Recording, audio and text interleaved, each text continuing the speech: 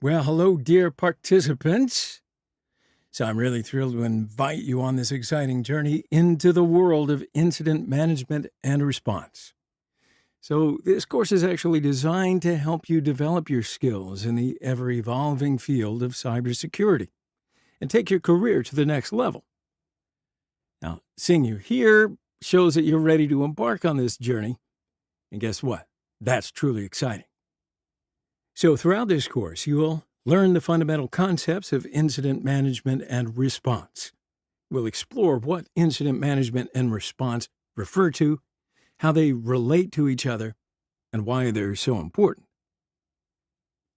We'll also bring these concepts to life with real-world scenarios so that you can clearly see how to apply this knowledge in your day-to-day work. And then as we move forward, we'll dive into essential frameworks and standards like ITIL and ISO IEC 27035. So understanding how these guides can assist you in managing and responding to incidents is going to be key to becoming an expert in cybersecurity. Naturally, we'll also take a deep dive into technology, from incident management and response tools to how AI and machine learning are revolutionizing the security field. Yeah, we'll cover it all. You'll see how these tools and technologies can make your job easier. You'll learn how to handle cybersecurity incidents, which techniques to use, and how to respond quickly and effectively in real-life situations. We'll also be focusing on specialized topics like cloud security, malware analysis, business continuity, threat intelligence, and more. Mastering these areas in today's digital world will give you a significant advantage. Now, another important aspect of this course is practical applications. Yeah, you'll prepare for the real world with simulations, drills, and crisis management steps. We'll also explore incident management in remote work environments and post-incident analysis. Finally, we'll emphasize the importance of continuous improvement and learning. You'll discover how to keep yourself updated in this field, explore certification and professional development opportunities. Remember, cybersecurity is a constantly evolving field, and this journey never truly ends. So throughout this course, our goal is to provide you with the knowledge and tools to feel confident and competent in this field. Your enthusiasm and eagerness to learn will make this process way more enjoyable. So we'll be here by your side every step of the way, guiding you through this journey. So why don't we just start this adventure together now and take your cybersecurity expertise to the highest level. All right, hello everybody. Now today we're diving into the world of incident management. So picture this. Your organization is a ship sailing smoothly across calm waters. Suddenly, storm clouds gather, and you find yourself in the middle of a tempest. Incident management is your strategy to weather this storm and bring your ship safely into harbor. So incident management is about identifying, managing, and resolving incidents to minimize their impact on business operations. So you got to think of it as a structured approach to handling unexpected events that disrupt normal activities. So you got to think of it as a structured approach to handling unexpected events that disrupt normal activities. The goal, again, is to restore normalcy as quickly as possible, ensuring minimal impact on the organization. So first, you identify and categorize the incident. Is it a minor glitch or a major disruption? Knowing the difference is crucial. Next, you respond by taking appropriate action.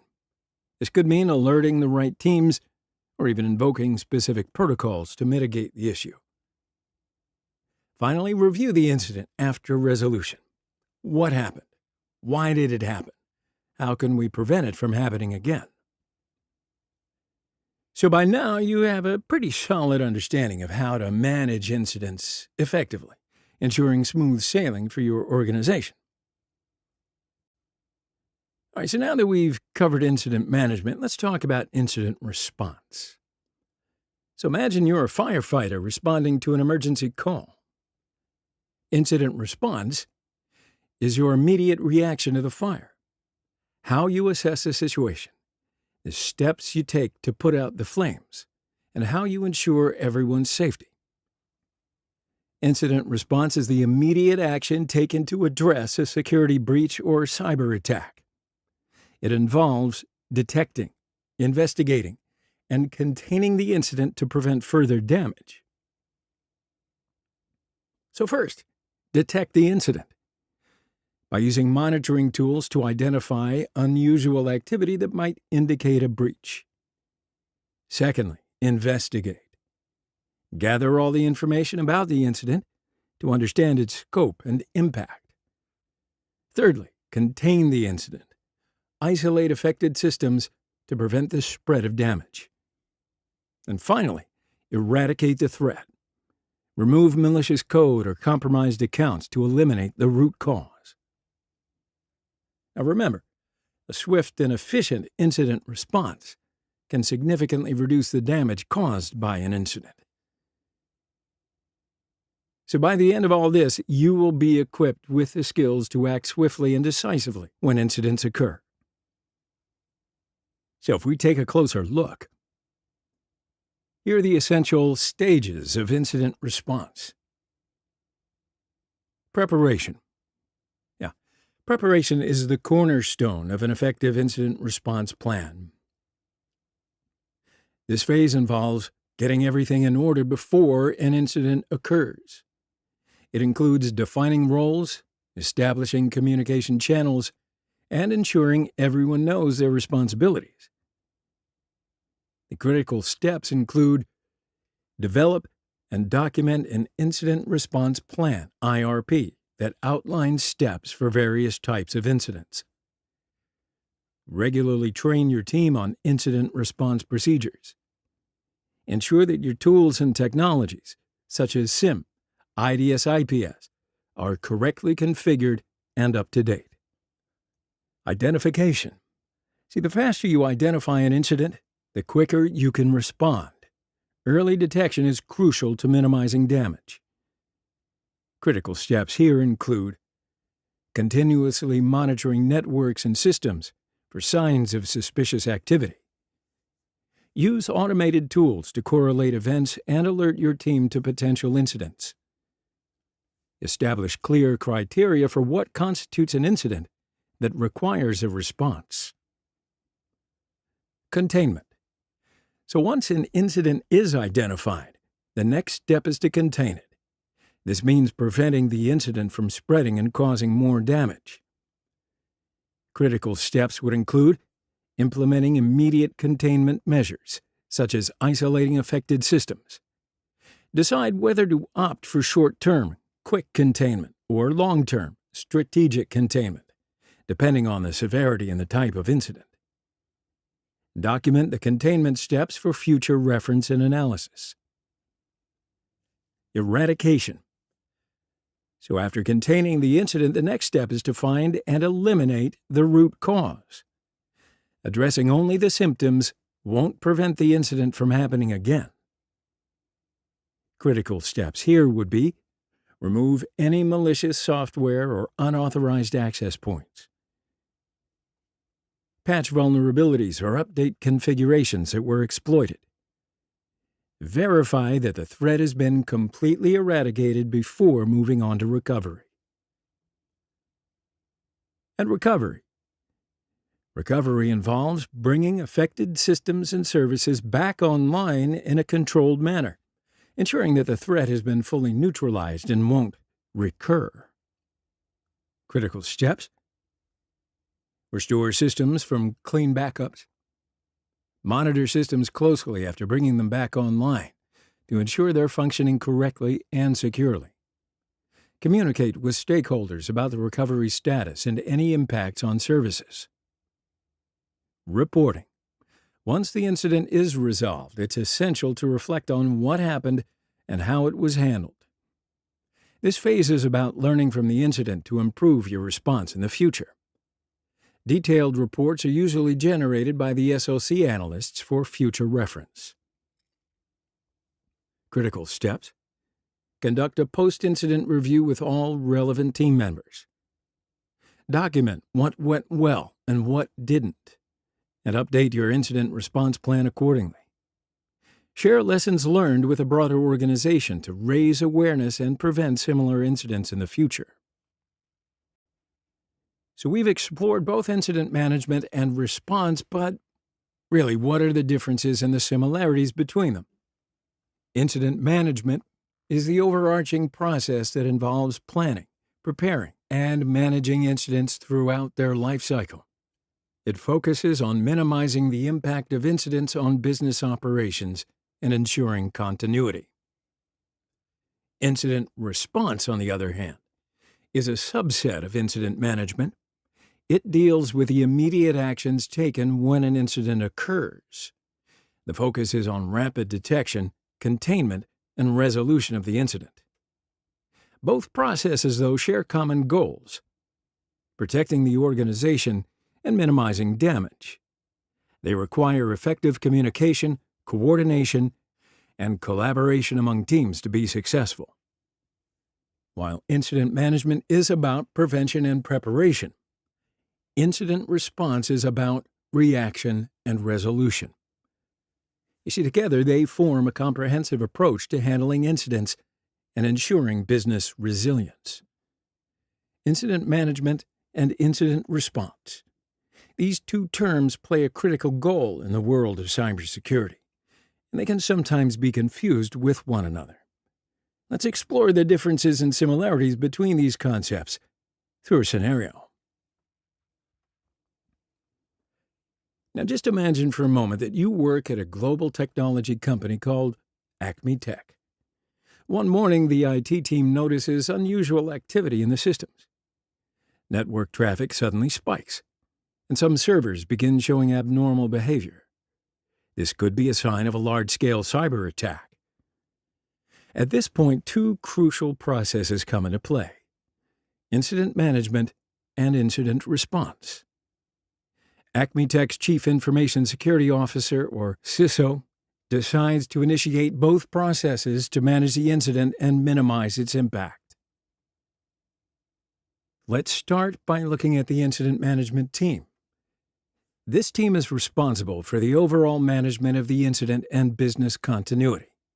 In other words, they focus on minimizing the impact of the attack and ensuring that the company's operations continue as smoothly as possible. So here's what they do. The first step involves the crisis management team trying to understand the impact of the attack on the company. Which systems have been affected? Has there been any disruption in operations? What about customer service? These are the questions they aim to answer. Once the impact is clear, it's crucial to communicate with both internal and external stakeholders. For example, the customer service department is informed about the incident so they can communicate effectively with customers. Similarly, media and public statements are planned at this stage. Now, if operations are disrupted, alternate solutions are put in place. Backup systems and temporary business processes are implemented. For instance, if the primary servers are compromised, backup servers are activated to ensure business continuity. Then, after the incident is resolved, the process doesn't just end there. The team reviews how the incident was managed and identifies lessons for the future. How can similar incidents be prevented? What areas need improvement? These are the questions they seek to answer. Now, why don't we shift our focus to the incident response team? This team directly intervenes in the attack, solving technical issues and restoring the system to its normal state. Here's what the incident response team does. The first task is to identify the source of the attack. Where is the attack coming from? How did it start? Which vulnerability was exploited? These questions are answered, and the attacker's traces are followed. After the analysis, the team works to stop the attack. Firewall rules are updated, the attacker's IP addresses are blocked, and the affected servers are quarantined. Any malware left behind by the attackers is identified and removed. Systems are restored from backups, returning them to normal. Additionally, logs and traces of the incident are collected and preserved for future investigations. And once the incident's over, the existing security measures are reviewed. What's missing? What can be improved? If necessary, encryption protocols are updated, employees receive additional cybersecurity training, and monitoring tools are enhanced. Now, throughout this scenario, we can see how incident management and incident response actually complement each other, but also carry different responsibilities. Let's have a look at the scope and objectives. Incident management is concerned with the overall management of the incident and business continuity, while incident response deals directly with the technical aspects of the incident. The management team plays a strategic role, whereas the technical team focuses on operational and technical interventions. Then the incident management process continues before, during, and after the incident, whereas incident response typically comes into play when the incident occurs and continues shortly afterward. Management is more long-term, while response is more focused on the active period of the incident. The incident management team usually consists of managers, business continuity experts, and communicators, while the incident response team is composed of cybersecurity experts and IT personnel. The management team stays in touch with all stakeholders. The response team concentrates on technical details. The incident management team works to prevent disruption in business processes, while the incident response team is responsible for stopping the attack and minimizing damage. One ensures business continuity, while the other focuses on technically stopping the attack. When we look at it this way, we can see how both incident management and incident response are crucial and how they actually complement each other. Both processes ensure that a company is prepared for cybersecurity incidents. But just remember, these two processes work hand in hand, although each has its unique roles and responsibilities. Now, in today's digital age, organizations face numerous threats, from cyber attacks, system failures. It runs the gamut. So without a robust incident management and response strategy, these threats can lead to significant financial losses, reputational damage, even legal repercussions. So incident management and response actually help organizations to quickly restore operations after an incident, reducing downtime and financial loss. Protect sensitive information from breaches and unauthorized access. Maintain customer trust by ensuring their data is secure. Comply with regulations and avoid potential fines. By prioritizing incident management and response, organizations can build resilience against incidents, ensuring long-term success and stability. Cybersecurity is a lot like life. Hindsight often provides clarity. But see, learning from the mistakes of others can actually be incredibly effective. So in this section, we're going to explore various case studies and real-world examples that highlight the importance of security measures and the serious consequences that can arise from negligence. Because, come on, let's be honest, nothing says mistake quite like a data breach worth millions. You remember, Equifax was a company meant to protect your credit information. However, in 2017, they made a mistake that would give IT professionals nightmares. A data breach exposed the personal information of 147 million people. Social security numbers leaked. Birth dates, yep, those too. If you were a hacker, it was like finding a treasure chest. Now, this breach occurred due to an unpatched vulnerability in the Apache Struts framework. The update had been available for months, but Equifax failed to apply it. This situation was like ignoring the warning light on your car and just waiting for the engine to fail. We did learn a couple of things. Update management. Apply updates as quickly as you would grab the last slice of cake at a party. Vulnerability scanning.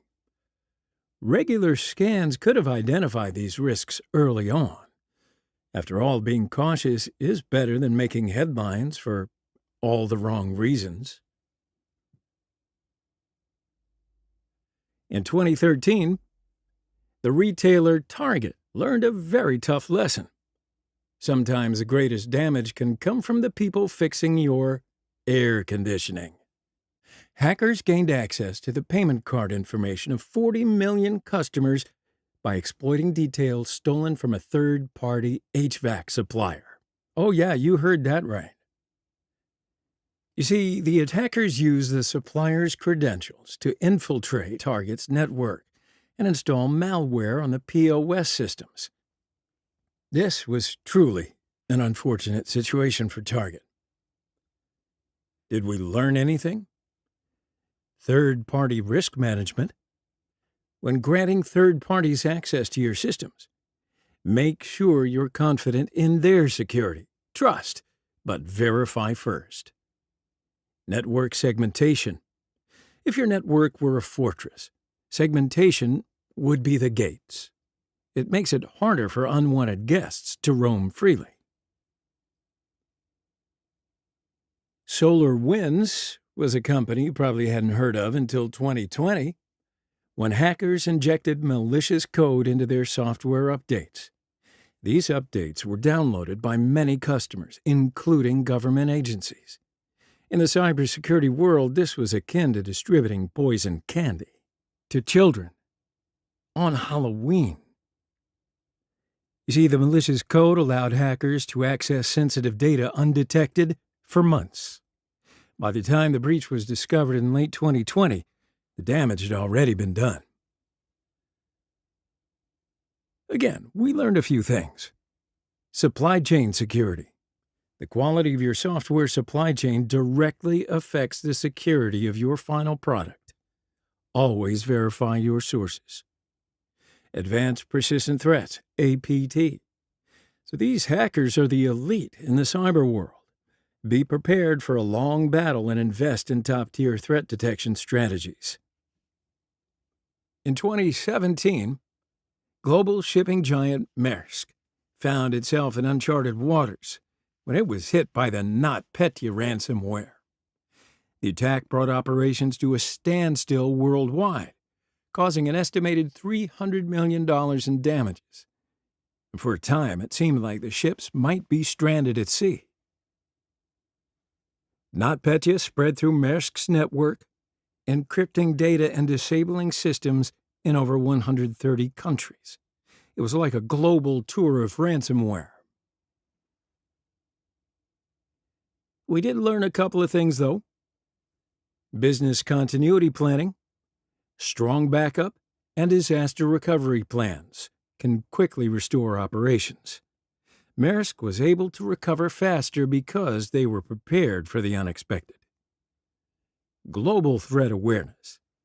You see, in a connected world, threats from one area can affect you everywhere. Keep an eye on global events, as they can unexpectedly impact your business. When Marriott acquired Starwood Hotels, they inherited not only the properties but also an active data breach. For 4 years, hackers had been accessing the personal information of 500 million guests. This was akin to an unwelcome guest overstaying their visit and ordering room service for every meal. Anyway, the breach, which began in 2014, wasn't discovered until 2018.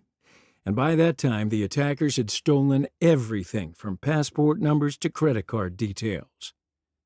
Did we learn anything? Mergers and acquisition security, or M&A security. You see, before acquiring a company, you've got to conduct a thorough security audit. This helps in identifying potential issues beforehand. Detailed detection. Without continuous monitoring and anomaly detection, your systems become vulnerable. These can allow attackers to stay undetected for longer periods. Now, these case studies demonstrate that cybersecurity requires attention and strategy. By learning from the mistakes and implementing proper measures, you can be better prepared against malicious actors. And remember, a good sense of humor might not prevent a breach, but it certainly can help you cope with the aftermath. All right, hello everybody. So in the world of cybersecurity, technical knowledge is just as important as ethics. Think of it this way. All the knowledge and skills you possess, kind of like superpowers. But with every superpower comes great responsibility, right? That's why ethics is an integral part of cybersecurity. Ethics in cybersecurity is at the heart of everything we do. Why is that? Because information in the wrong hands can cause significant harm. As cybersecurity professionals, our duty isn't just to protect systems, but also to ensure we do so without compromising our ethical values. Say, for example, you've discovered a security vulnerability. Using that vulnerability for personal gain instead of fixing it is not only illegal, it's also unethical. White hat hackers, or ethical hackers, report the vulnerabilities they find responsibly, helping to make systems more secure. It's like noticing an open window in someone's house, and instead of sneaking in, you alert the homeowner to close it. Now, another critical aspect of ethical hacking is responsible disclosure. See, if you find a vulnerability, instead of broadcasting it to the world immediately, you share it with the relevant parties first to ensure it gets fixed. This is essentially about preventing harm before it occurs. Moreover, as we carry out our work, we must also pay attention to issues like data privacy and user confidentiality. Remember, we're not just protecting systems, but also safeguarding people's private lives and information. So, my friends, no matter how much technical knowledge we have, it's incomplete without ethical values. In our work, we must always strive to do the right thing and use our superpowers to protect rather than harm others. Looking forward to seeing you in the next section. All right, hello everybody. So today we're going to talk about the impact of ITIL on incident management. So we're going to get started by understanding just what ITIL is and why it's so important. Now, you may know ITIL stands for the Information Technology Infrastructure Library, and it provides a set of best practices for IT service management. It helps align IT services with business needs.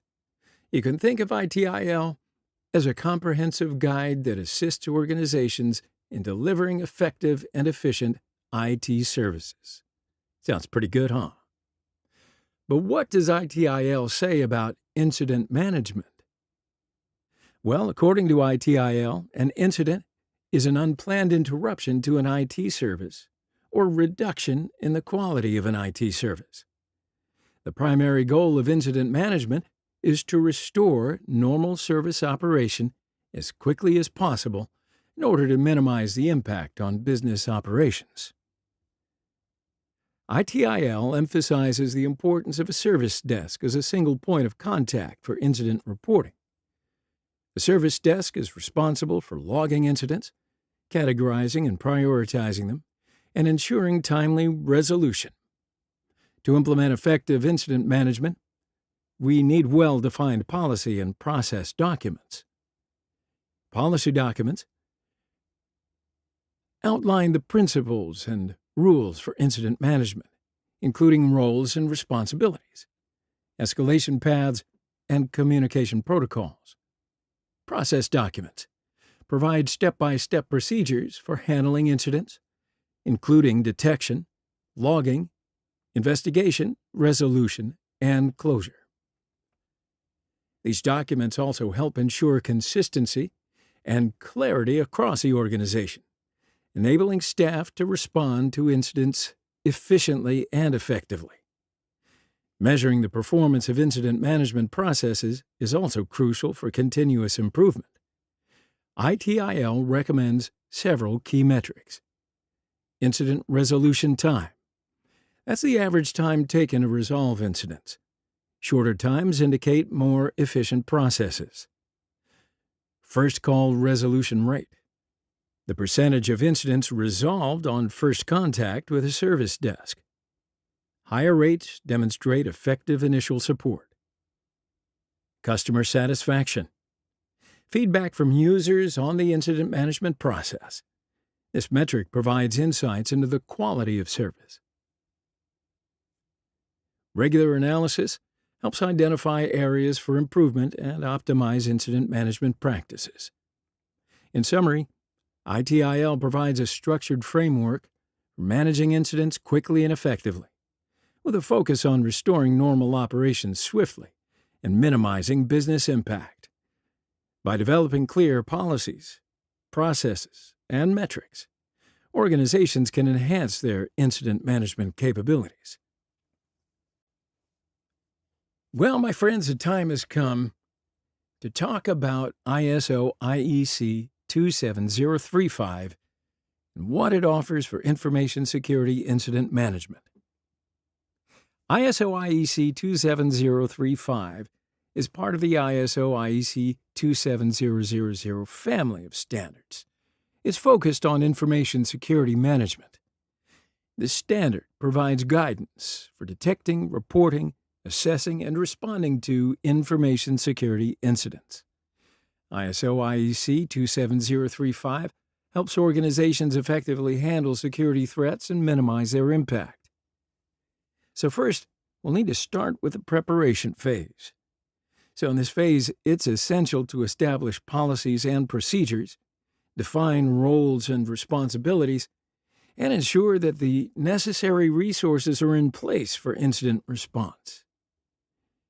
After that, we can move on to the detection and reporting phase. So here, mechanisms should be implemented to identify security incidents and ensure prompt reporting to the appropriate authorities. Next comes the assessment and decision-making process.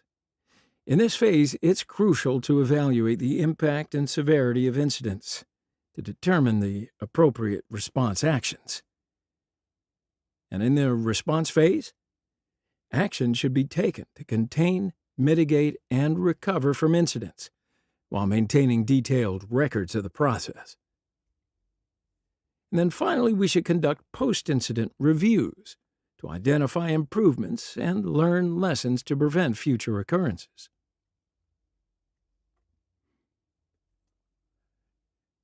Now, compliance with legal and regulatory requirements is a critical aspect of ISO IEC 27035. Organizations must be aware of data protection laws and regulations, such as GDPR, that mandate incident reporting and response procedures. Adhering to these requirements not only helps avoid legal penalties, but also builds trust with customers and stakeholders. Let's look at a couple of real-world examples, shall we? Equifax data breach of 2017. One of the largest breaches in history, exposing the personal information of over 147 million people. The breach highlighted the importance of timely software updates and patch management. Target data breach, 2013. Hackers gained access to 40 million credit and debit card records. This incident underscored the need for robust network segmentation and monitoring. So these cases emphasize the critical role of incident management in mitigating the impact of security breaches, as well as the need for continuous improvement. To summarize this, ISO IEC 27035 provides a comprehensive framework for managing information security incidents. By following its guidelines, organizations can enhance their incident response capabilities and protect their information assets. All right, hello and welcome back, everybody.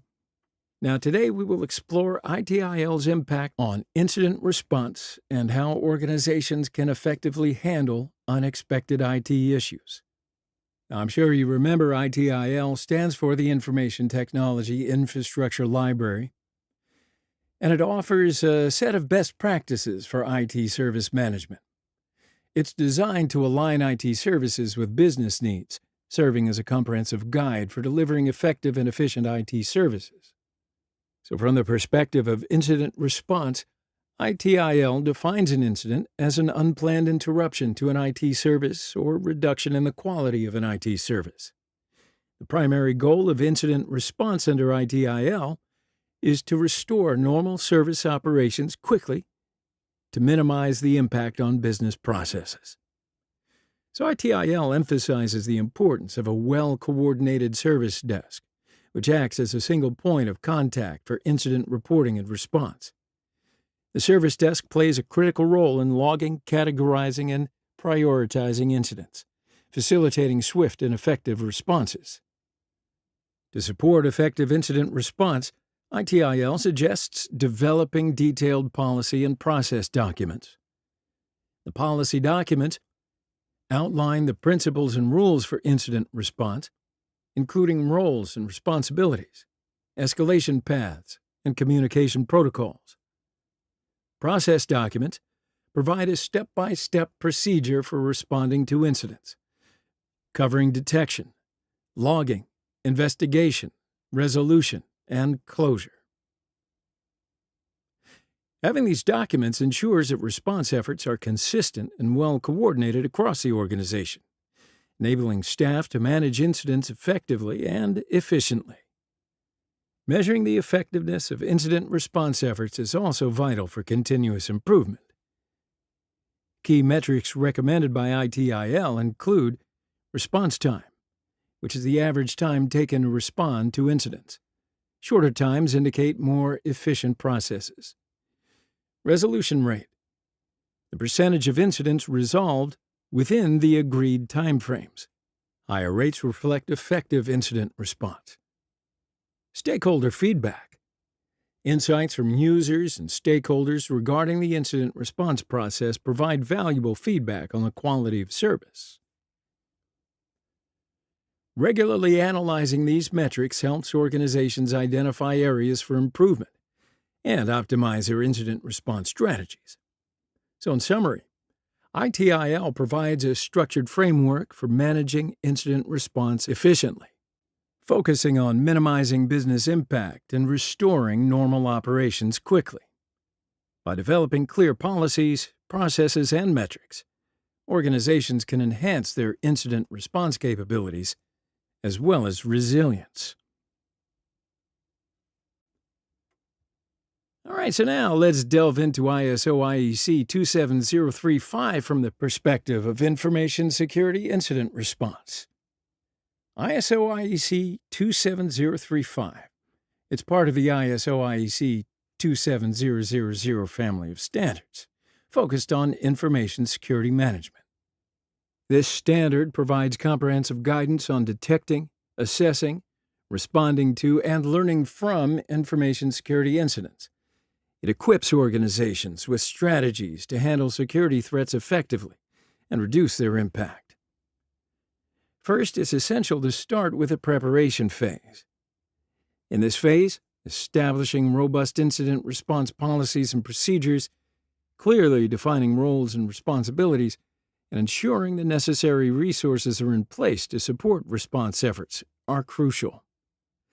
After the preparation phase, detection and reporting mechanisms should be implemented to swiftly identify security incidents and ensure prompt reporting to relevant authorities. The next phase is the assessment and decision-making process, where the impact and the severity of incidents are evaluated to determine the most appropriate response actions. In the response phase, the focus shifts to containing, mitigating, and recovering from incidents, while maintaining detailed records to ensure transparency and accountability. Finally, post-incident reviews are conducted to identify opportunities for improvement and extract lessons learned to prevent future occurrences.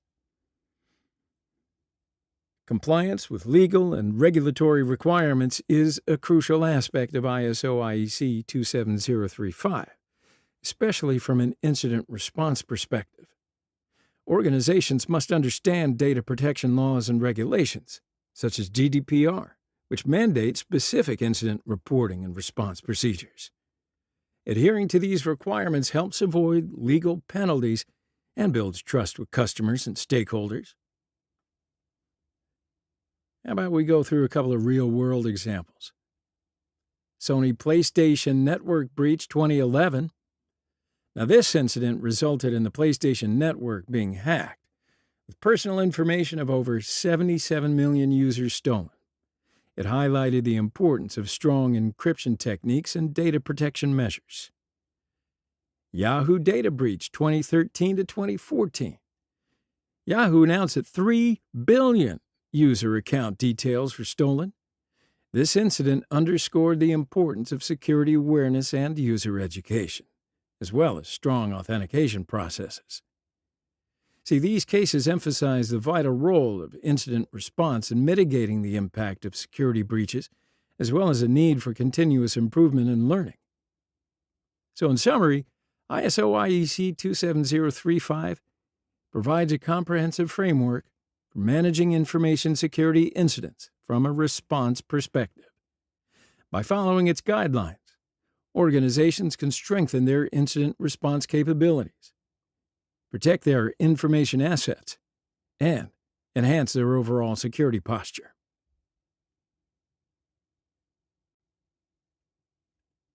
All right, hello everybody, welcome back. So, in today's video, we'll compare ITIL and ISO/IEC 27035 from the perspectives of incident management and incident response.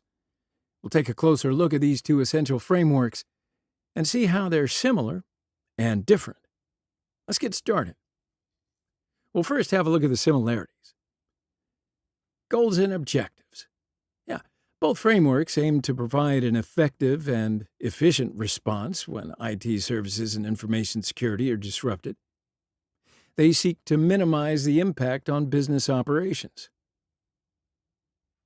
Both standards offer a structured approach, helping organizations develop policies, processes, and procedures to manage or respond to incidents consistently.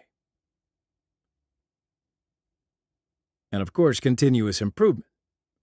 ITIL and ISO/IEC 27035 recommend using metrics to measure the performance of incidents and response processes and achieving continuous improvement based on this data.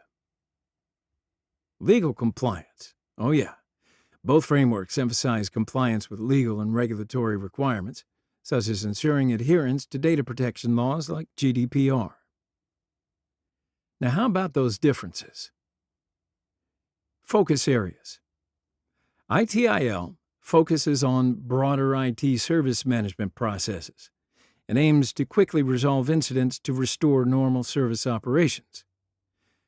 ISO/IEC 27035 specifically targets information security incidents, providing more technical and specialized responses in order to manage security threats effectively and protect information assets.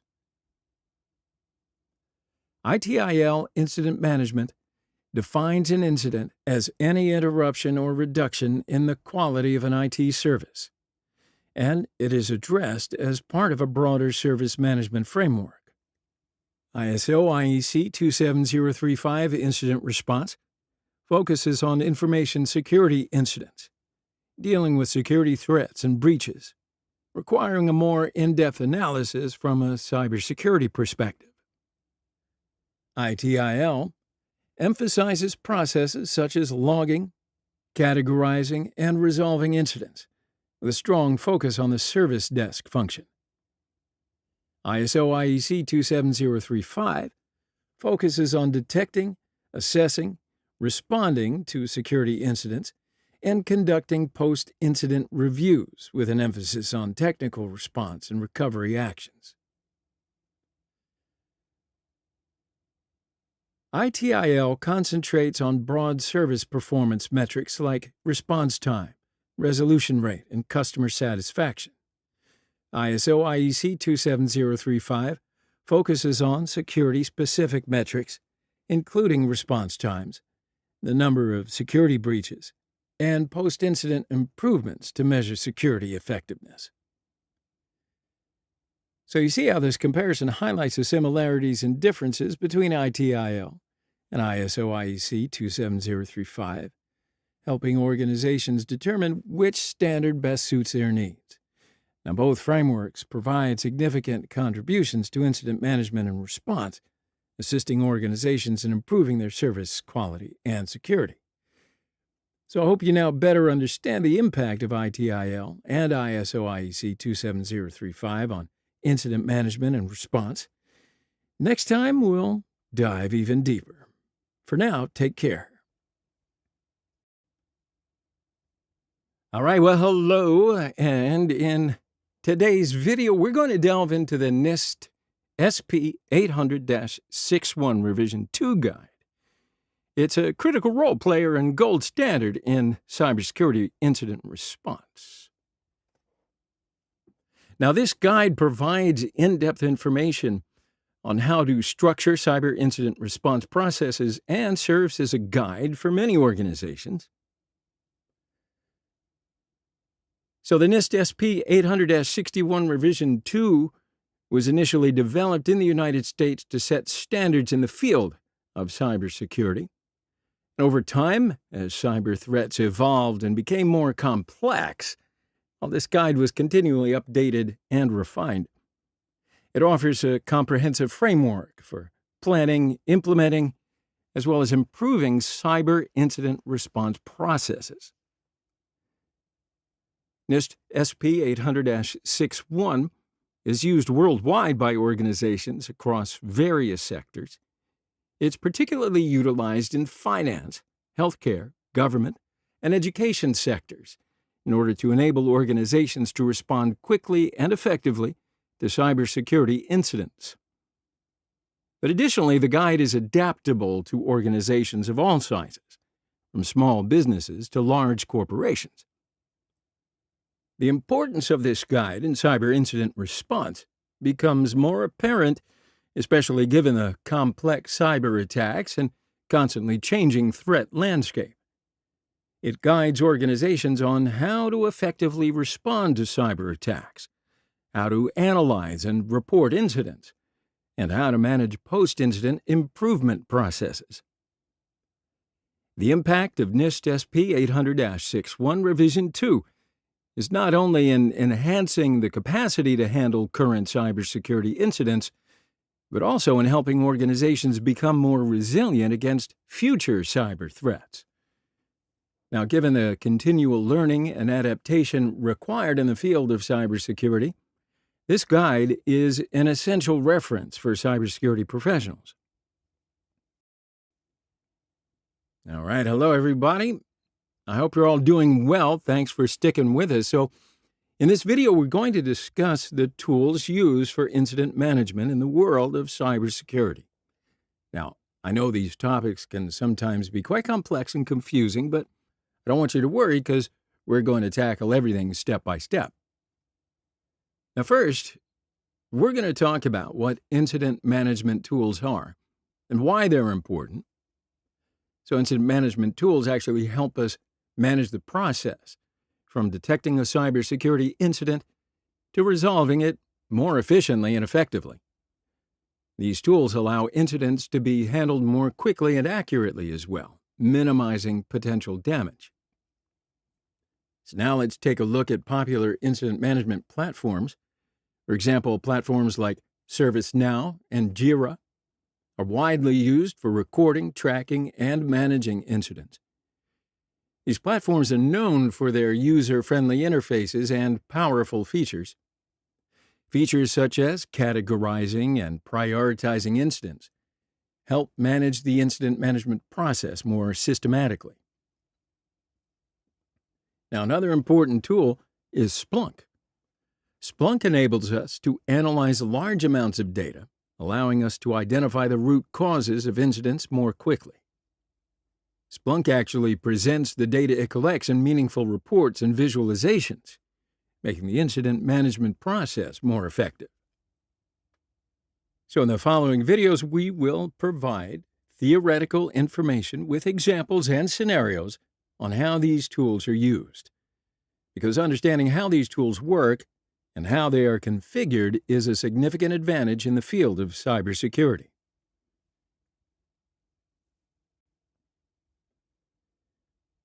All right, well, hello again, everybody. We are here to talk about incident response tools.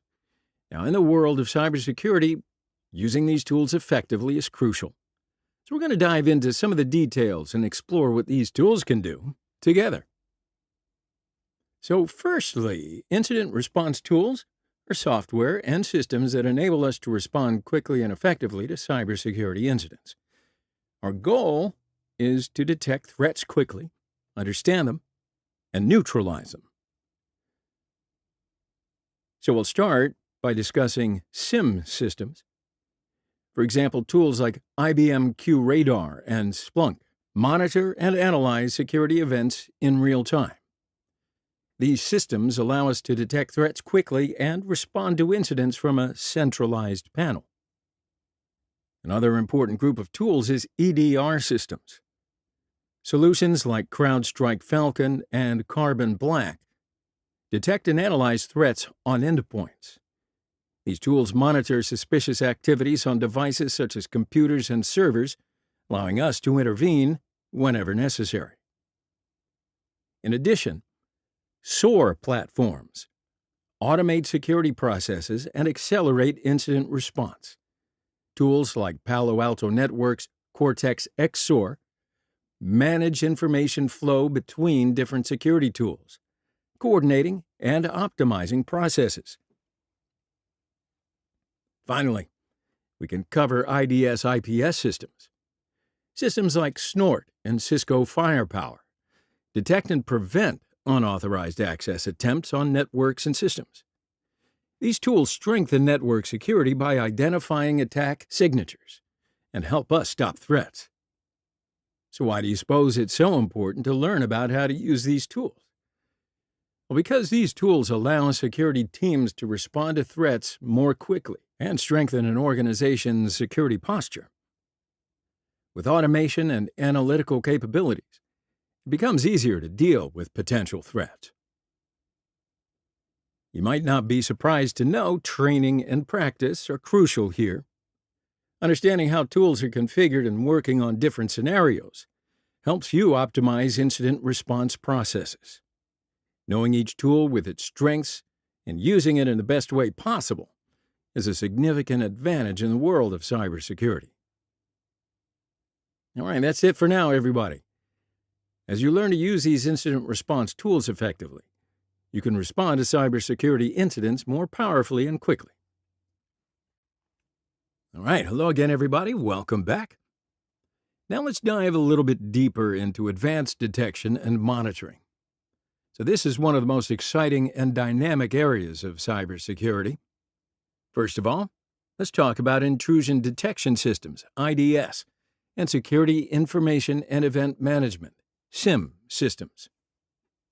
Now these systems help us detect potential threats to our networks and systems and take countermeasures. IDS systems analyze network traffic and detect abnormal behavior. Tools like Snort are especially popular due to their open-source nature, as well as support from a broad user community. Snort monitors network traffic in real time and detects threats that match specific rules. SIM systems, on the other hand, collect security data from various sources, analyze it, and reveal potential threats. SIM systems are often used by large organizations and allow incidents to be evaluated from a broader perspective. So let's focus on two popular SIM tools right now, IBM QRadar and Splunk. So IBM QRadar is a powerful SIM tool, widely used for analyzing and managing security incidents. QRadar provides real-time threat detection and analysis. Additionally, by normalizing the data it collects, it enables us to obtain a broader security view. QRadar offers a significant advantage to security teams in rapidly identifying and responding to threats. And on the other hand, Splunk is also a robust SIEM solution. With its big data analytics capabilities, Splunk thoroughly analyzes security incidents and provides meaningful reports. Splunk's user-friendly interface and extensive integration capabilities make it a preferred solution for many organizations. Now, another interesting topic is honeypots and honeynets. These tools are designed systems to attract attackers and analyze their behavior. Honeypots, configured similarly to real systems, help us understand how attackers operate. This provides important insights for improving our defense strategies. So in this video, we'll focus on the theoretical foundation of these tools. Understanding how each tool works and in what situations they are used will give you a significant advantage in the incident response process. So we're confident that this information gives you that advantage on your cybersecurity journey. All right, hello everybody, welcome back. In the world of cybersecurity, artificial intelligence, AI, and machine learning, ML, are no longer just elements of science fiction. They have become real powerhouses. You can think of them as a kind of digital intuition. AI and ML can analyze vast amounts of data and reach conclusions much faster than we ever could. So it's like having a Sherlock Holmes in the field of cybersecurity. These technologies give us a significant advantage, especially in threat hunting and attack detection processes. AI can spot the earliest signs of an attack, allowing us to stop it before it even begins. It's kind of like catching a malicious actor red-handed while they're still trying to set a trap. Machine learning, on the other hand, is a system that continuously learns and evolves. For example, it learns how a user typically behaves in a system, what files they access, what times they are active, and alerts us when there's any deviation. It's like setting up an alarm system in a house, where the alarm doesn't just go off when someone enters, but when someone who shouldn't be there tries to get in. Now, of course, these technologies are not only limited to defense. Cybercriminals are also using AI and ML to make their attacks more sophisticated. But remember, this is a game of cat and mouse.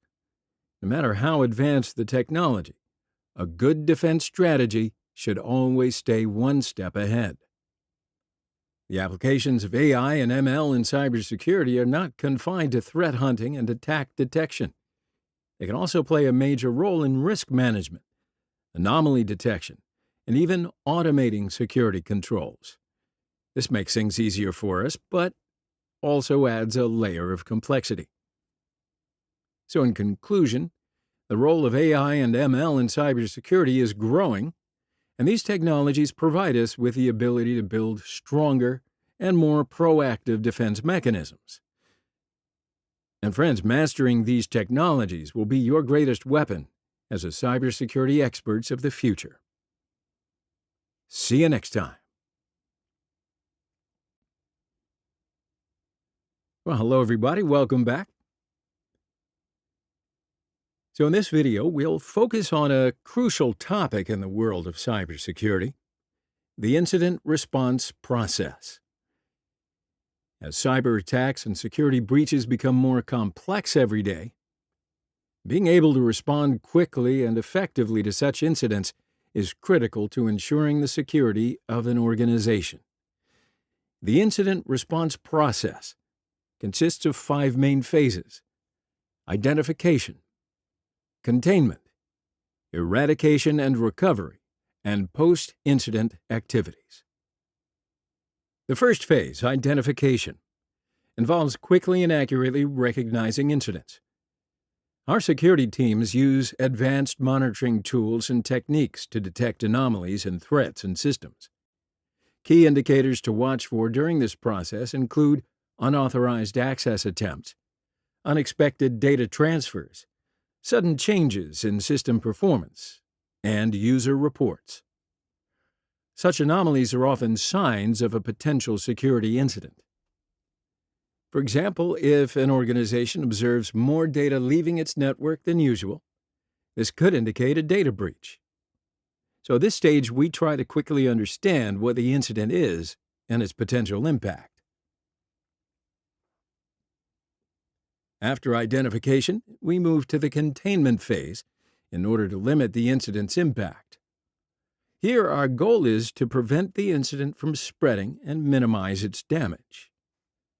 Short-term containment measures are part of emergency plans and help keep the incident under control.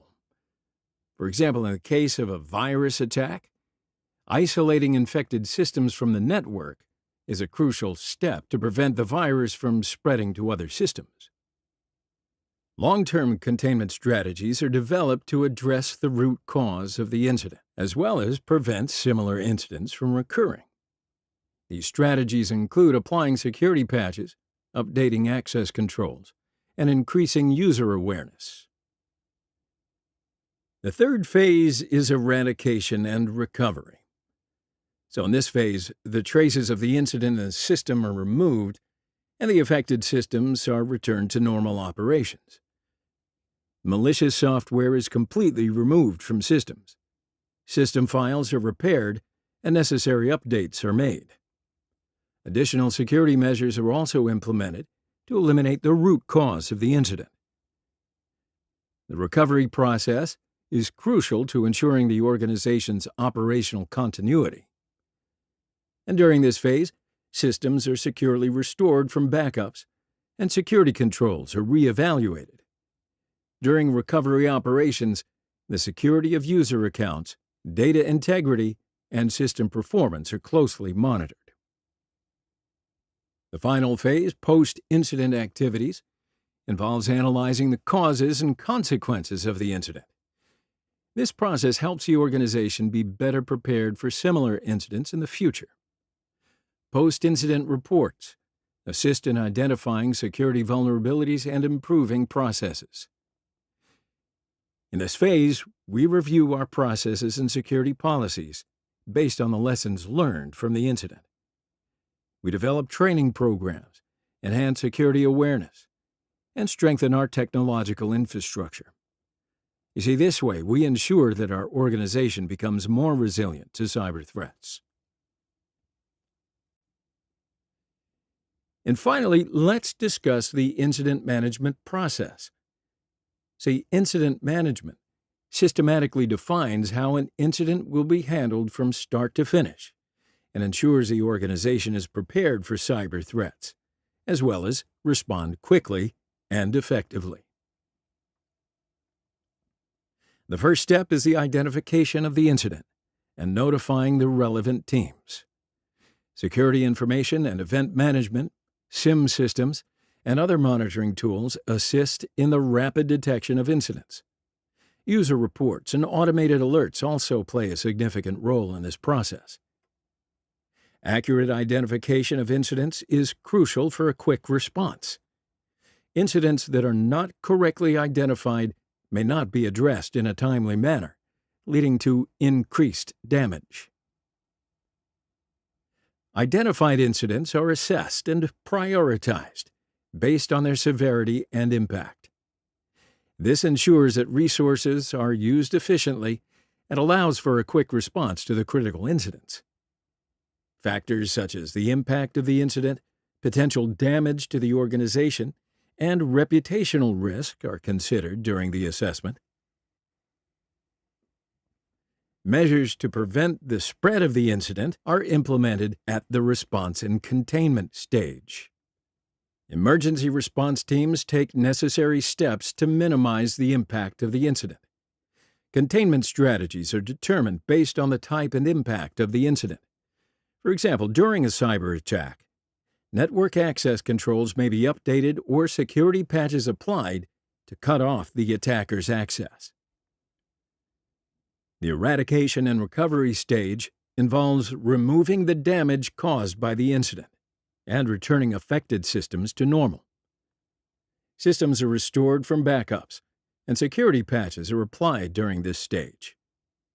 During the recovery process, data integrity and system performance are closely monitored. Additionally, necessary precautions are taken by focusing on the root cause of the incident to prevent similar incidents. Then after the incident, the causes and impacts are analyzed in detail.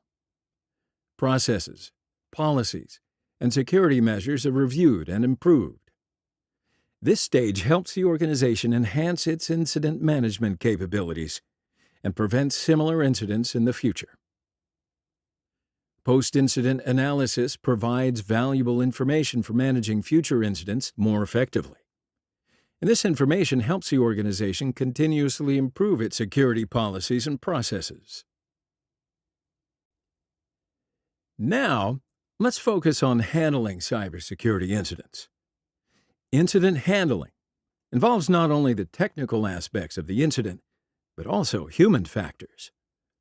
Building a strong team structure and accurately categorizing incidents are vital for effective incident handling. Team building and management is a critical step for successfully executing incident handling. It's essential to form a team with both technical expertise and communication and coordination skills. This team can implement incident response plans and develop both short-term and long-term strategies. The roles and responsibilities of team members should be clearly defined. Each member should know what to do during an incident. Additionally, managing communication channels within the team effectively ensures uninterrupted information flow. Accurately categorizing and prioritizing incidents ensures that resources are used efficiently. Incidents are categorized based on their severity and potential impact. For example, a data breach may be prioritized over a system performance issue. Now, during this process, factors such as the scope of the incident, potential financial damage, and reputational risk are considered. While priority is given to critical incidents, necessary measures are also taken for less impactful incidents. Short-term actions are implemented to reduce the immediate impact of the incident and bring it under control. For example, during an attack, isolating affected systems or temporarily closing affected accounts may be taken as measures. Long-term actions are developed to strengthen the organization's security infrastructure and prevent similar incidents from recurring. This involves updating security policies, increasing security training for employees, and making technological investments. This process helps the organization become more resilient to cyber threats and better prepared for future incidents.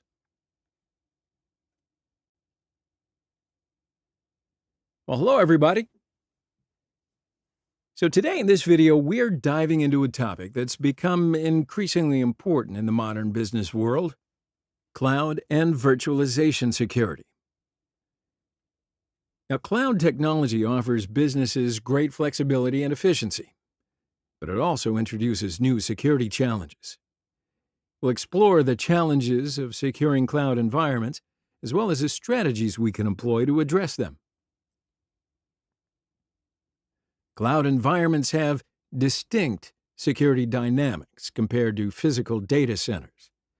One of the biggest challenges is the lack of complete control over where data is physically located and who can access it.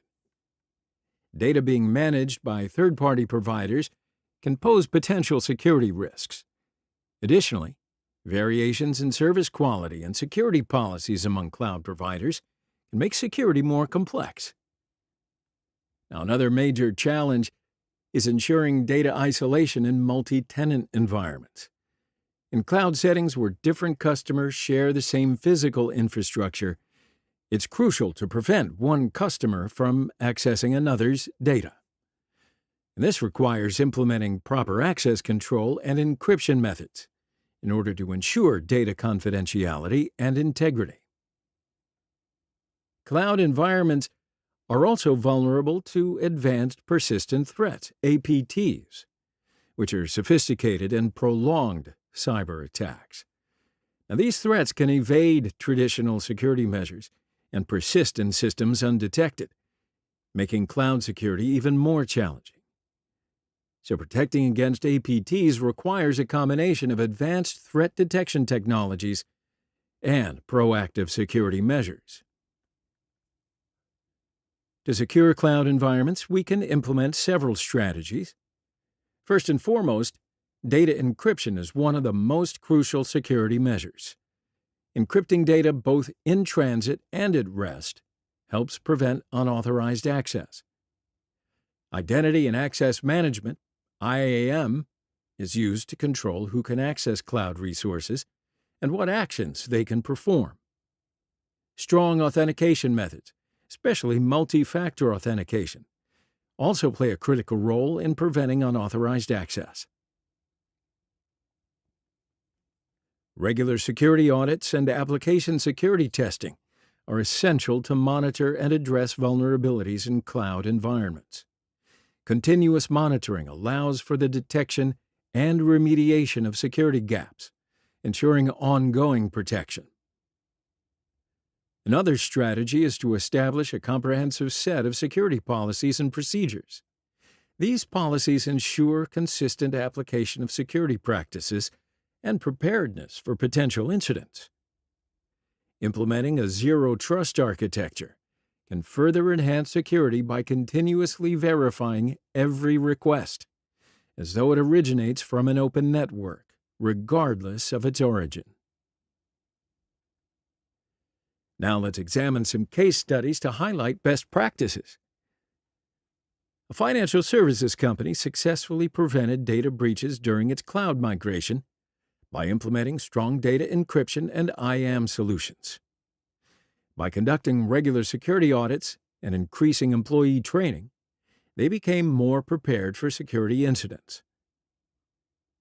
Another example involves a healthcare company that ensured application security by performing security tests and closing vulnerabilities before launching a cloud-based application. This approach protected patients' personal health information, ensuring confidentiality and integrity. A leading e-commerce company implemented network segmentation in their cloud infrastructure in order to isolate sensitive workloads from less critical operations. This practice helped minimize the risk of lateral movement during a potential breach, effectively containing threats. Now let's move into malware analysis and forensics. See, as cyber attacks become more sophisticated, the need for malware analysis and post-incident investigations increases.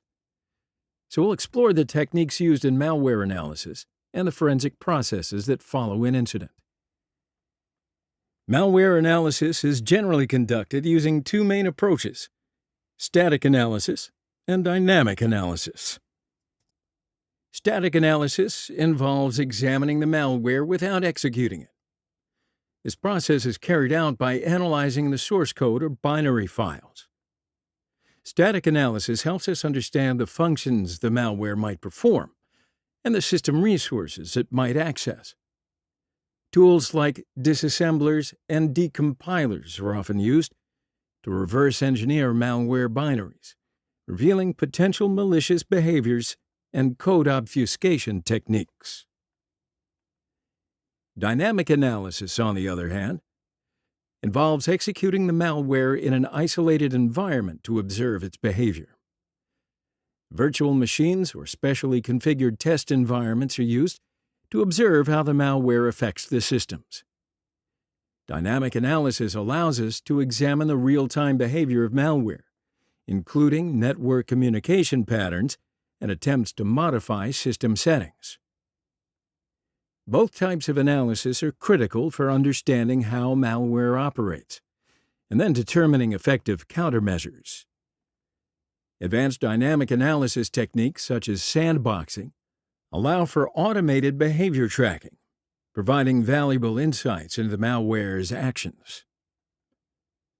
Post-incident forensics aims to understand how a cybersecurity incident occurred, which systems were affected, and how the malware infiltrated the systems. During this process, digital evidence is collected and analyzed. In the forensic process, the first step is to determine the scope and impact of the incident. Then, system logs, network traffic, and other digital evidence are examined to understand how the attack unfolded. This process provides valuable lessons for preventing similar incidents in the future. Forensics also involves a collection of evidence that may be used in legal proceedings following an incident. Therefore, the proper collection and preservation of digital evidence are crucial components of the forensic process. Advanced forensic techniques such as memory analysis allow investigators to capture and analyze volatile data in a system's RAM, providing insights into running processes and potential rootkit infections. File system forensics focuses on examining storage media to recover deleted files and trace attacker activities. So you see, incident forensics is not only reactive, but also provides proactive insights to strengthen an organization's security posture. By understanding attack patterns and indicators of compromise, organizations can enhance their detection capabilities and reduce the time to respond to future incidents. And finally, let's discuss disaster recovery and business continuity. It's crucial for businesses to plan for maintaining operations and quickly returning to normal in the event of a disaster. Let's explore how to plan for business continuity and develop and test disaster recovery plans. Business continuity planning encompasses measures taken to ensure an organization can maintain operations even in unexpected situations. This planning process involves identifying critical business functions and defining the resources and procedures needed to sustain them. Business continuity plans typically begin with a risk assessment and impact analysis. These analyses determine the risks an organization faces and the potential impacts on business operations. Based on these assessments, alternate solutions and processes are developed for prioritized business functions. Creating a business impact analysis, or BIA, helps identify time-sensitive processes and dependencies, establishing recovery time objectives, RTOs, and recovery point objectives, RPOs. This analysis guides decision-making during disruptions and ensures a focus on minimizing downtime and data loss. Disaster recovery plans are specifically designed to enable an organization to quickly recover its information systems following major system failures, natural disasters, or cyber attacks. These plans include steps for system backups, data recovery processes, and rapid restoration of critical infrastructure.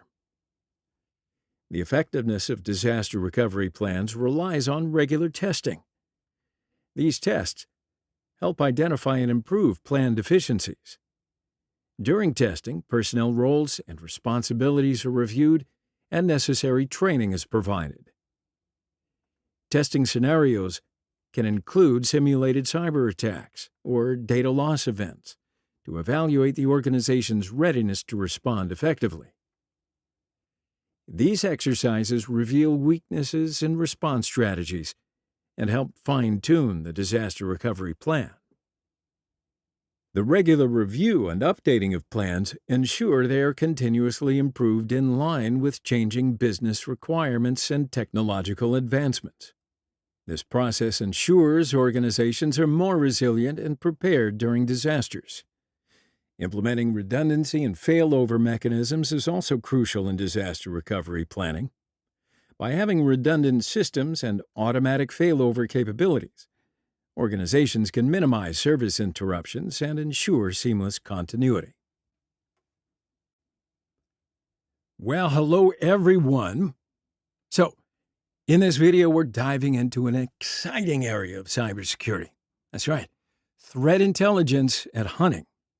So threat intelligence helps organizations better understand potential or existing attacks to strengthen their security. It's like having a radar that detects incoming storms, but these storms are cyber threats. Now, the greatest advantage of threat intelligence is that it allows organizations to prioritize threats and develop appropriate defenses against them. This enables security teams to focus their resources on the most critical threats and use them more effectively. Now, threat hunting, on the other hand, this is the proactive process of searching for cyber threats that may have bypassed existing security defenses.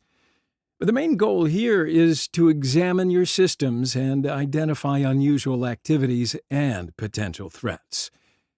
Threat hunters develop hypotheses and, based on intelligence, consider what might be happening in their systems to test these assumptions. So by employing methods such as anomaly detection and examining the tactics of threat actors, they track down threats. Now, the tools and the expertise used in this process ensure that threats are detected in a timely manner and effectively mitigated before they do any damage. For threat intelligence to be used effectively, the data must be made actionable. For example, threat intelligence data can be integrated into SIM systems to enhance alerts and incident detection. Additionally, updating security controls and collaborating with industry stakeholders to share intelligence are among the best measures to take against threats. See, this way organizations can improve their overall security posture and respond to incidents a lot more swiftly. So now let's focus on a particularly sophisticated type of cyber threat: advanced persistent threats, or APTs. So APTs are highly organized and targeted attacks, often backed by nation states or organized crime groups. APTs aim to maintain undetected access within a network for an extended period of time, often for months or even years. These types of attacks have specific objectives, such as data collection, espionage, or infrastructure disruption. Detecting APTs is possible through the collaboration of technology, processes, and people. Continuous network monitoring is critical to detecting unusual activities and signs of APTs. Additionally, behavioral analytics and the integration of threat intelligence can help identify the presence of APTs, and a lot more quickly. In order to prevent APTs, adopting a multi-layered defense strategy is essential. This includes regularly updating and patching systems, implementing strict access controls, and educating employees about phishing and social engineering risks. Examining past APT attacks provides valuable insights into how these threats operate. For example, the Stuxnet worm targeted industrial control systems and demonstrated the potential for cyber attacks to cause physical damage. The APT-29 group, also known as Cozy Bear, has conducted cyber espionage activities targeting government and private sector organizations worldwide. See, by studying these cases, we can better understand APT tactics and enhance our defenses against such threats.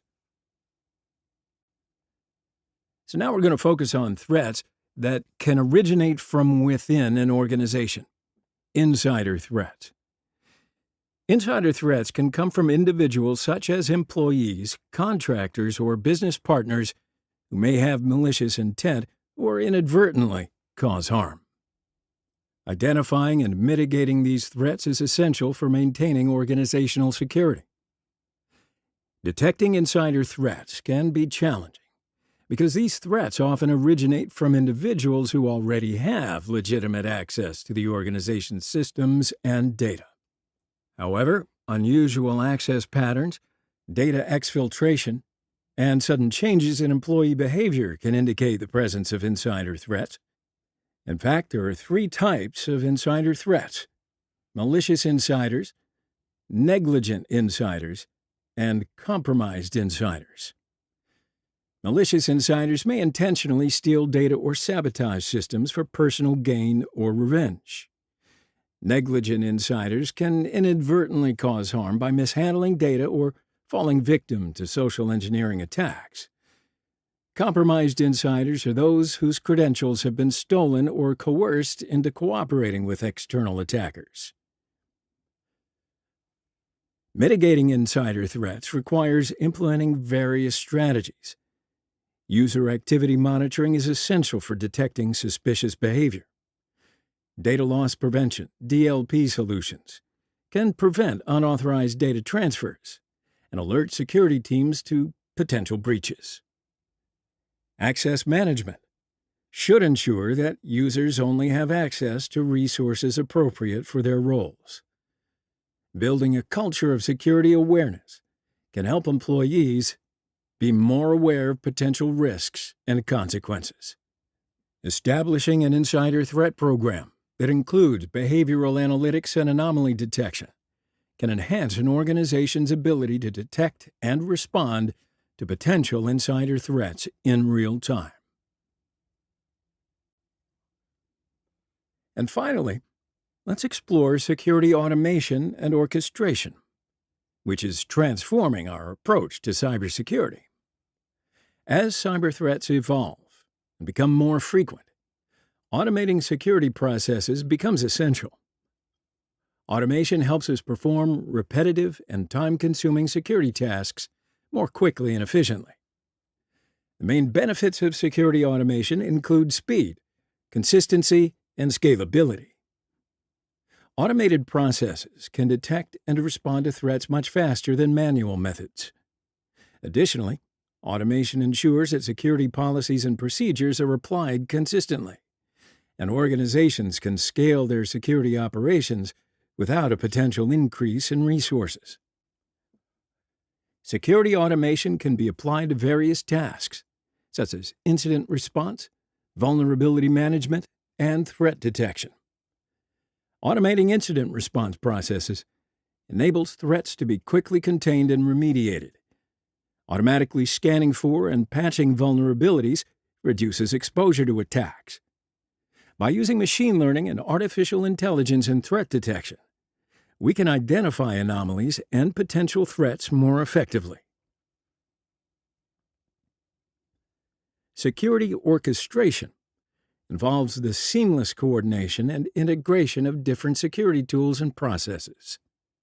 Orchestration tools create a unified security ecosystem by integrating various security tools and data sources. This facilitates the management and response to incidents more quickly and informatively. It also enhances communication and collaboration among security teams. To successfully implement automation, it's important to start small and prioritize high-impact use cases. Additionally, designing automation solutions that can adapt to changing security needs and technologies supports the continuous improvement of security operations.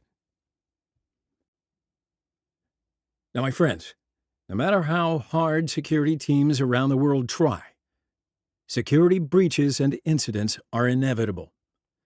In such cases, the wise approach is to be prepared for when an incident does happen so that nothing catches us off guard. That's why digital forensics and incident response, or DFIR, has become an indispensable topic in defensive security. DFIR, I know sometimes you'll hear DFIR, but it stands for Digital Forensics and Incident Response. No matter how you slice it, it involves a collection of forensic data from digital devices such as computers, media devices, and smartphones to investigate security incidents.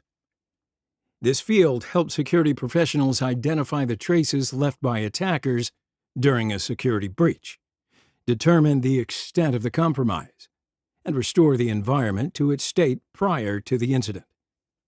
DFIR essentially allows us to play digital detective. When a security breach occurs, experts in this field track the digital footprints left by the attackers, helping us understand the scope of the incident and decide how to revert the system to its original condition. In short, DFIR serves as both the protector and the restorer of our digital world.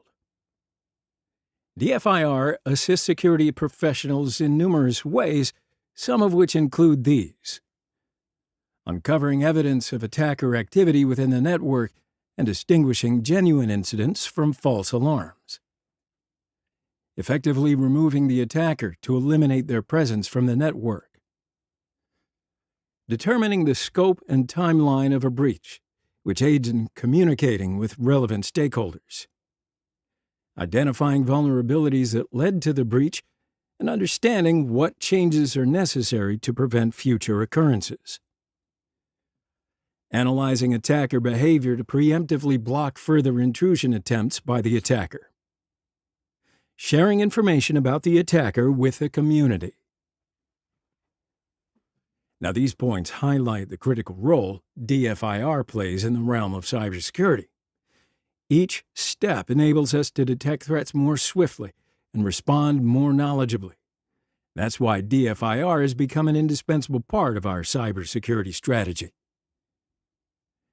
DFIR, which stands for Digital Forensics and Incident Response, requires expertise in both areas, as its name would imply. Here are the skills needed for each critical field. Digital forensic experts. These specialists are adept at identifying forensic artifacts or evidence of human activity within digital devices. Incident response professionals. With deep knowledge in cybersecurity, these experts use forensic information to identify activities of interest from a security perspective. DFIR professionals are knowledgeable in digital forensics and cybersecurity, and then combine these domains to achieve their objectives. Digital forensics and incident response are often tackled together because they are highly interdependent. Incident response benefits from the insights gained through digital forensics.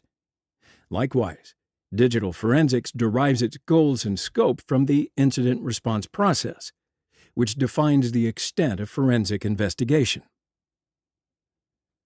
Artifacts are pieces of evidence that indicate that an activity has been conducted on a system. During DFIR operations, artifacts are gathered to support hypotheses or assertions about an attacker's activity.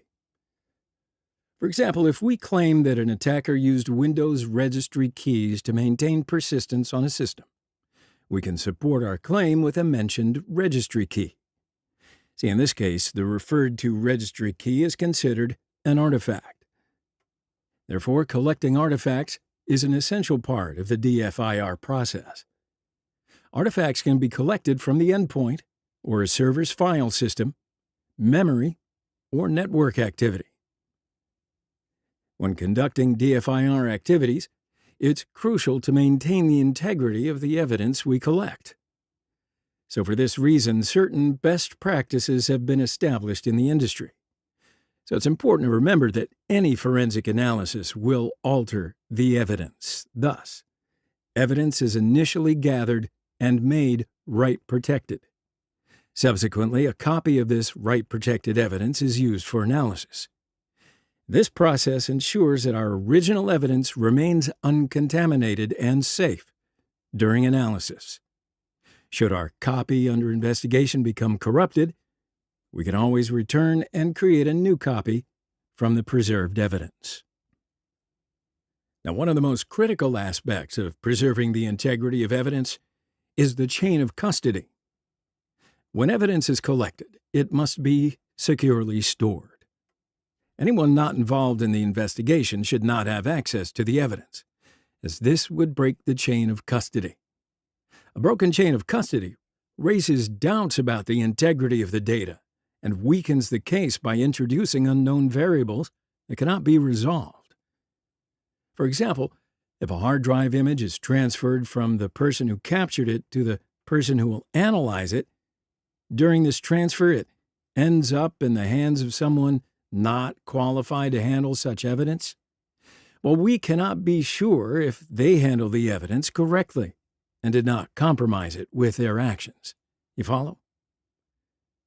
So in digital forensics and incident response, it's crucial to remember that digital evidence is often volatile. And this means that if it's not captured in time, it could be lost permanently. For instance, data stored in a computer's memory, RAM, will be erased when the computer's turned off because RAM only holds data as long as the power is on. Some sources of evidence are more volatile than others, of course.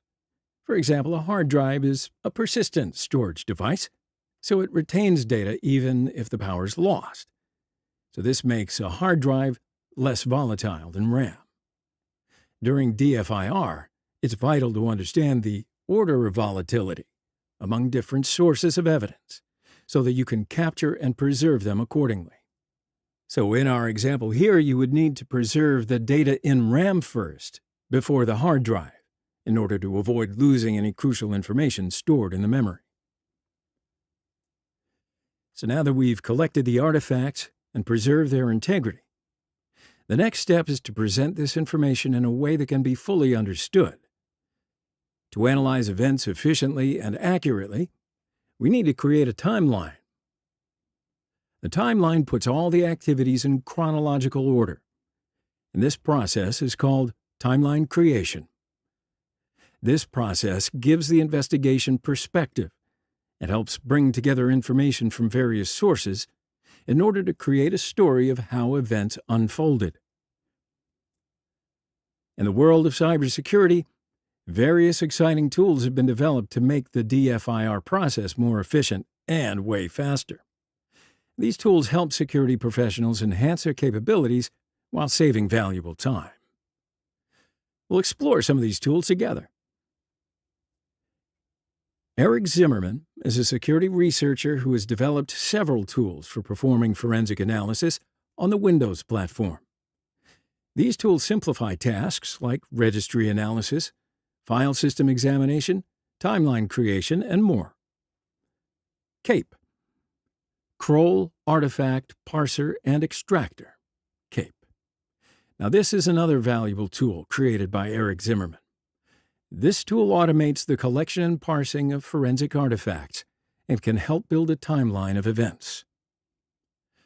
Autopsy is an open-source forensics platform. This assists in analyzing data from digital media, such as mobile devices, hard drives, and removable drives. Various plugins for Autopsy expedite the forensic process, extracting and presenting valuable information from raw data sources. Volatility is a tool that performs memory analysis on memory captures from both Windows and Linux operating systems. It's a powerful tool that can extract critical information from the memory of a machine under investigation. Redline is an incident response tool developed and freely distributed by FireEye. This tool collects forensic data from a system and assists in analyzing the gathered information. Velociraptor is an advanced endpoint monitoring, forensics, and response platform. It's open source, but very powerful. While all these tools are incredibly useful in the DFIR process, it really is essential to understand the overall process we follow to achieve our goals. In security operations, one of the most prominent uses of digital forensics is to perform incident response.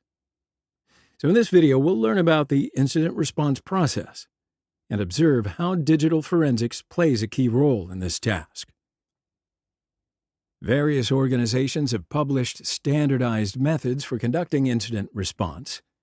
NIST, for example, has outlined a process in their SP-800-61 Incident Handling Guide, and that includes these steps: preparation, detection and analysis, containment, eradication and recovery, post-incident activity. And similarly, SANS has established an Incident Handler's Handbook, which defines these steps: preparation, identification, containment, eradication, recovery, lessons learned. Now, the steps defined by SANS are often summarized with the acronym PICERL, usually referred to as PICERL, which makes them a little easier to remember. But as we can see, the steps specified by SANS and NIST are essentially the same. while NIST combines containment, eradication, and recovery into one step. SANS separates them into individual steps. Post-incident activity and lessons learned are comparable, while identification and detection and analysis carry the same implications. All right, so now that we understand that the two processes are similar, let's briefly go over what each of these steps actually means. We'll explain the steps since they're easier to remember with the acronym, but, as mentioned above, they're pretty much identical to the steps defined by NIST.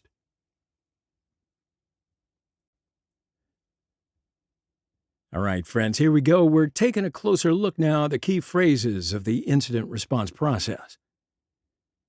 So we'll begin by establishing an incident response team, training this team, and providing the necessary tools and resources. During the preparation phase, organizations aim to limit the number of potential incidents by implementing a set of controls based on the results of risk assessments. However, despite all precautions, some residual risk will always remain. Therefore, detecting security breaches is crucial for alerting the organization when an incident occurs. Depending on the severity of the incident, the organization can mitigate its impact by containing it and eventually moving into the recovery phase. So at this stage, it's common to return to the detection and analysis process. For example, to check if other systems have been infected while eradicating a malware incident. Once the incident has been properly managed, the organization prepares a report detailing the cause, cost, and the steps needed to prevent future incidents. Now, why don't we dive into these critical phases of the incident response process? Preparation, detection and analysis, containment, eradication and recovery, and post-incident activity. And we're diving all the way into the details. Incident response methodologies generally emphasize not only establishing an incident response capability, but also ensuring that systems, networks, and applications are sufficiently secure themselves to prevent incidents.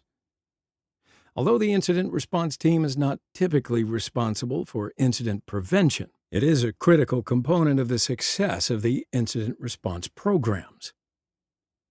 So this section provides basic advice on preparing to handle incidents, as well as preventing them. So these lists can serve as a starting point for discussions about the tools and resources any organization's incident response team may need. For example, smartphones can be a resilient means of emergency communication and coordination. An organization should have multiple, separate and different communication and coordination mechanisms in case one mechanism fails. Here's how the incident response communications and facilities break down. Contact information for team members and others inside and outside the organization, so primary and backup contacts, such as law enforcement and other incident response teams. Information may include phone numbers, email addresses, public encryption keys, as well as instructions for verifying the contact's identity. On-call information for other teams within the organization, including escalation information. Incident reporting mechanisms such as phone numbers, email addresses, online forms, and secure instant messaging systems that users can use to report suspected incidents. At least one mechanism should allow people to report incidents anonymously. An issue tracking system for tracking incident information, status, etc.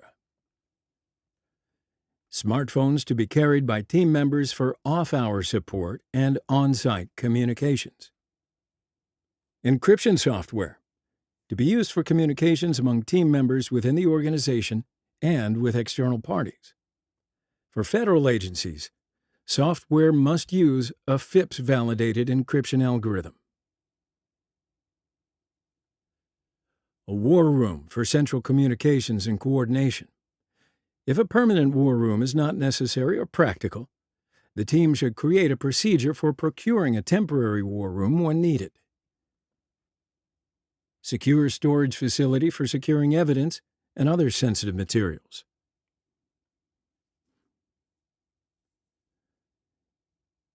Now let's break down incident analysis hardware and software.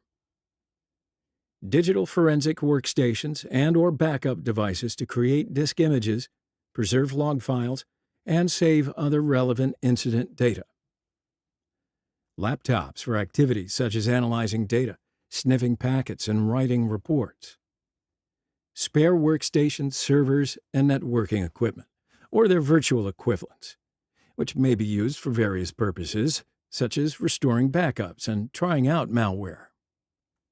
Blank removable media. Portable printer to print copies of log files and other evidence from non-networked systems.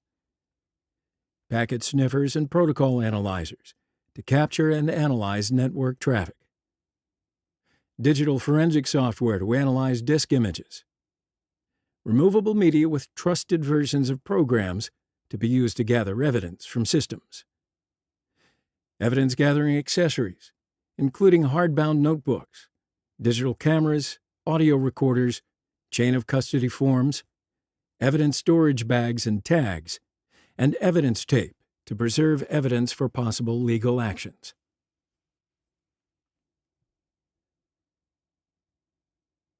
And some incident analysis resources include port lists, including commonly used ports and Trojan horse ports. Documentation for OSs, applications, protocols, and intrusion detection and antivirus products. Network diagrams and lists of critical assets, such as database servers. Current baselines of expected network, system, and application activity. Cryptographic hashes of critical files to speed incident analysis, verification, and eradication. And the incident mitigation software would include access to images of clean OS and application installations for restoration and recovery purposes. Keeping the number of incidents at a reasonable level is crucial for protecting the organization's business processes. If security controls are insufficient, more incidents may occur, which can overwhelm the incident response team. Now, this can lead to slower and incomplete responses, resulting in a greater negative business impact, for example, more extensive damage, longer periods of service, and data unavailability. Now, this document does not provide specific advice on securing networks and systems and applications. Although incident response teams are generally not responsible for securing resources, they can be advocates for sound security practices. Periodic risk assessments of systems and applications should determine what risks are posed by combinations of threats and vulnerabilities. This should include understanding the applicable threats, including organization-specific threats. Each risk should be prioritized, and the risks can be mitigated, transferred, or accepted until a reasonable overall level of risk is reached. Another benefit of conducting risk assessments regularly is that critical resources are identified, allowing staff to emphasize monitoring and response activities for those resources. All hosts should be hardened appropriately using standard configurations. In addition to keeping each host properly patched, hosts should be configured to follow the principle of least privilege, granting users only the privileges necessary for performing their authorized tasks.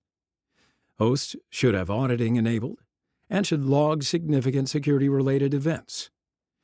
The security of hosts and their configuration should be continuously monitored.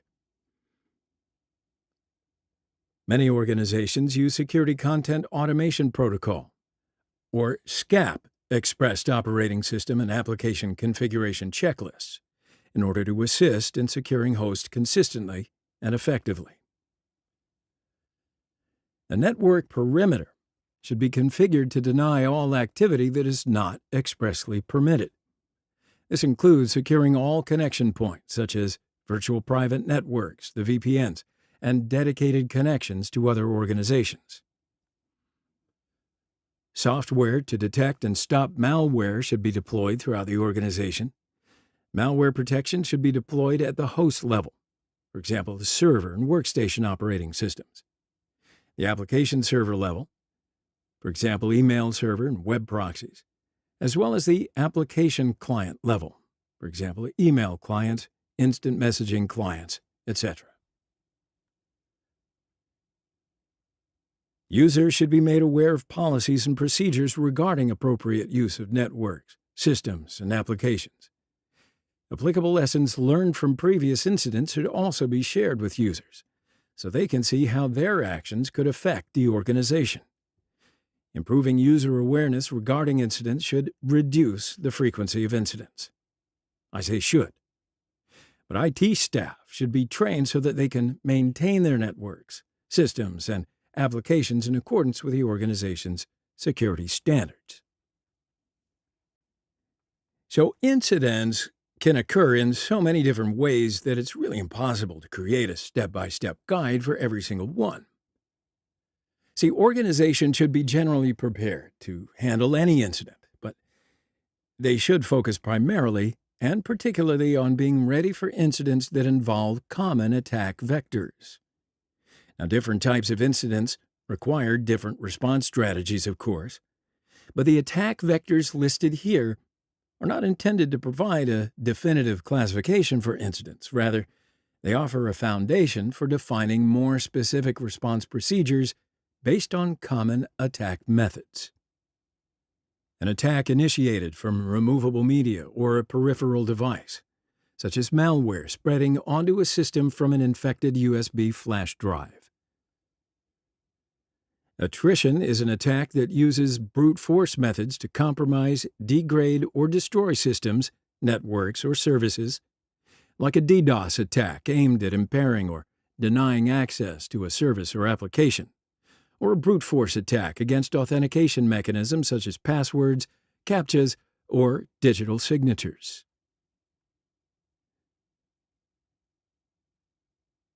An attack executed from a website or web-based application, for example, a cross-site scripting XSS attack used to steal credentials, or a redirect to a site that exploits a browser's vulnerability and installs malware. An attack delivered through an email message or attachment. For instance, exploit code disguised as an attached document or a link to a malicious website embedded in the email body. This is an attack involving the replacement of something harmless with something malicious, such as spoofing, man-in-the-middle attacks, rogue wireless access points, and SQL injection attacks, all of which involve impersonation.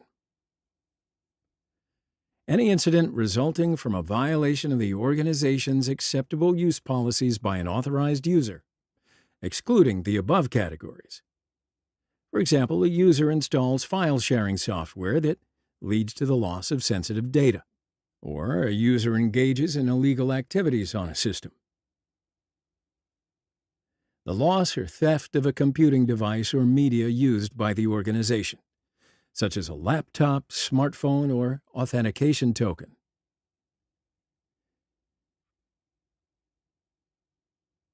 Now, this just refers to attacks that don't necessarily fit into any of the other categories. Now, this section focuses on recommended practices for handling any type of incident. Now, for many organizations, the most challenging part of the incident response process is accurately detecting and accessing potential incidents, determining whether an incident has occurred, and if so, the type, extent, and severity of the problem. So this challenge is due to a combination of three factors. Incidents can be detected through many different means, with varying levels of detail and accuracy. Automated detection capabilities include network-based and host-based IDPSs, antivirus software, and log analyzers. Incidents can also be detected through manual methods, such as user-reported problems. Some incidents, though, have obvious signs that are easy to detect, while others are almost undetectable. The volume of potential signs of incidents is typically very high. For example, it's actually very common for an organization to receive thousands or even millions of intrusion detection sensor alerts per day. Proper and efficient analysis of incident-related data requires deep, specialized technical knowledge and extensive experience. The signs of an incident fall into two main categories: precursors and indicators. A precursor is a sign that an incident may occur in the future.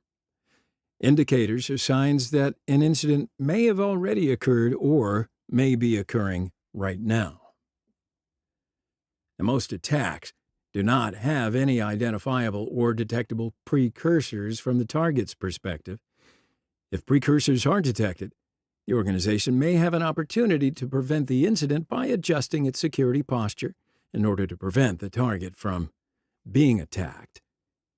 But at the very least, the organization could monitor activity involving the target more closely. Let's have a look at a couple of examples of precursors. Web server log entries indicating the use of a vulnerability scanner. An announcement of a new exploit targeting a vulnerability in the organization's mail server. A threat from a group stating they will attack the organization. Now, sure, while precursors are relatively rare, indicators are all too common. There are too many types of indicators to list exhaustively, but let's share a few examples. A network intrusion detection sensor alerts when a buffer overflow attempt occurs against a database server. Antivirus software alerts when it detects that a host is infected with malware. A system administrator notices a file name with unusual characters. A host records an auditing configuration change in its log. An application logs multiple failed login attempts from an unfamiliar remote system. An email administrator sees a large number of bounced emails with suspicious content. A network administrator notices an unusual deviation from typical network traffic patterns. Precursors and indicators can be identified from various sources. For example, alerts from systems like IDPS, SIM, antivirus, and anti-spam software are some of the most common sources. Similarly, file integrity checking software and information from third-party monitoring services can also be very helpful in this regard. Logs, such as those from operating systems, services, applications, network devices, and network flows, are also important sources to consider. But additionally, publicly available information about new vulnerabilities and exploits is another crucial source. Lastly, people both from within the organization and from other organizations can serve as valuable sources of information in this process. Now, if every precursor or indicator were always accurate, incident detection and analysis would be really easy. But unfortunately, it's not the case. For example, indicators provided by a user reporting that a server is down can often be incorrect. Similarly, intrusion detection systems can give false alarms, false positives. Now, this makes incident detection and analysis one of the most challenging tasks. See, each indicator needs to be evaluated to determine its validity. Then what complicates the situation even further is the sheer number of indicators, which can be in the thousands or even millions each day. Identifying the real security incidents among all these indicators can be a truly exhausting job. So the incident response team needs to act quickly to analyze and validate each incident, following a predefined process and documenting every step taken. So when the team suspects that an incident has occurred, they should conduct an initial analysis to determine the scope of the incident, what networks, systems, or applications are affected, who or what initiated the incident, and how the incident is occurring. For example, what tools or attack methods are being used, what vulnerabilities are being exploited, So this initial analysis should provide enough information for the team to prioritize their next steps, such as containing the incident and performing a deeper analysis. Initial analysis and validation are indeed challenging tasks. We do have a few recommendations to make the process easier and more effective. Profile networks and systems. Understand normal behaviors. Create a log retention policy. Correlate events. Synchronize all host clocks. Build and use a knowledge base. Use internet search engines for research. Run packet sniffers to collect additional data. Filter the data. Now, if an incident response team suspects that an incident has occurred, they should immediately start recording all details related to the incident. A simple notebook can be an effective tool for this, but laptops, audio recorders, and digital cameras can also serve the same purpose. Documenting system events, conversations, and observed changes in files helps in handling the problem more efficiently, systematically, and with fewer errors. See, every step taken from the time the incident is detected to its resolution needs to be documented and time-stamped. Every document related to the incident should be dated and signed by the incident handler. This information can also be used as evidence in court if legal action is pursued. And whenever possible, teams should work in pairs. One person can record and log events while the other handles the technical tasks. The incident response team should keep records of the incident status and other pertinent information. Using an application or database like an issue tracking system helps ensure that incidents are handled and resolved promptly.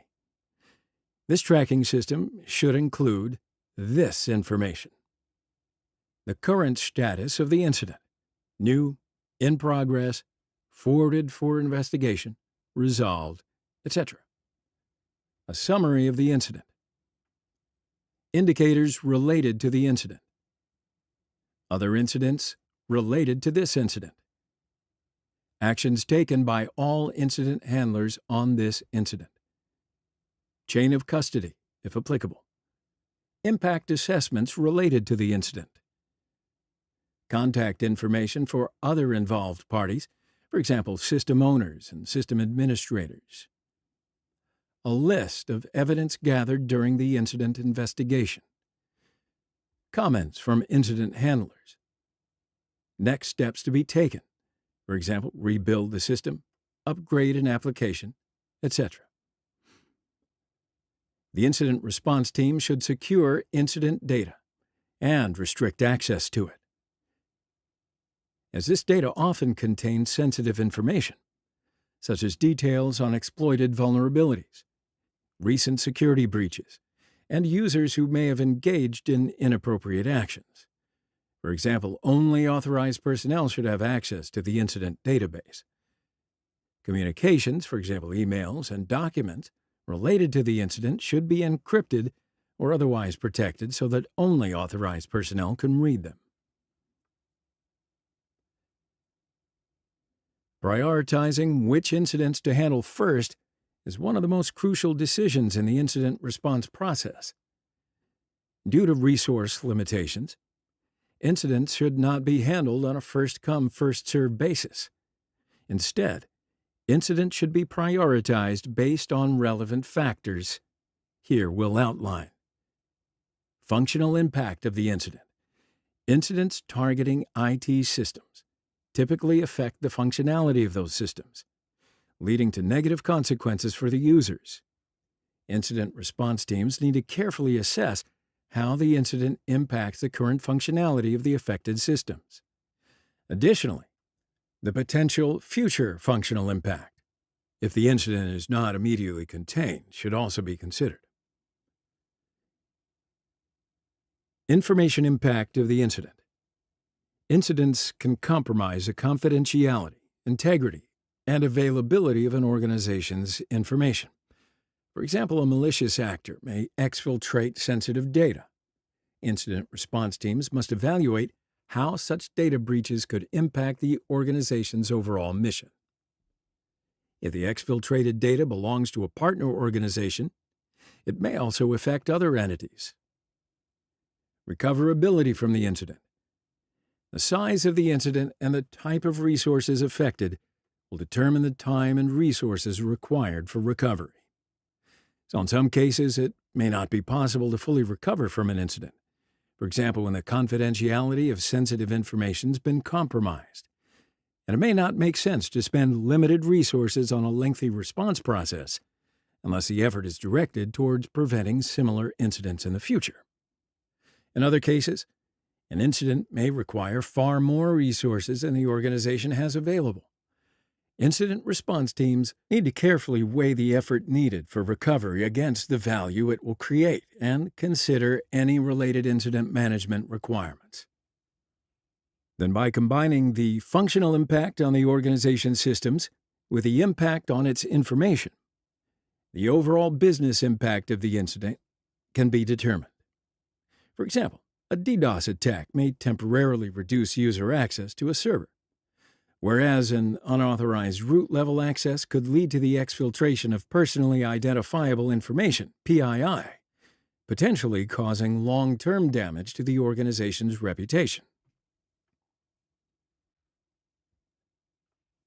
Let's walk through the functional impact categories. None, so there's no effect on the organization's ability to provide all services to all users. Low, minimal impact. The organization can still provide all critical services to all users, but has lost some efficiency. Medium. The organization has lost the ability to provide a critical service to a subset of users. High.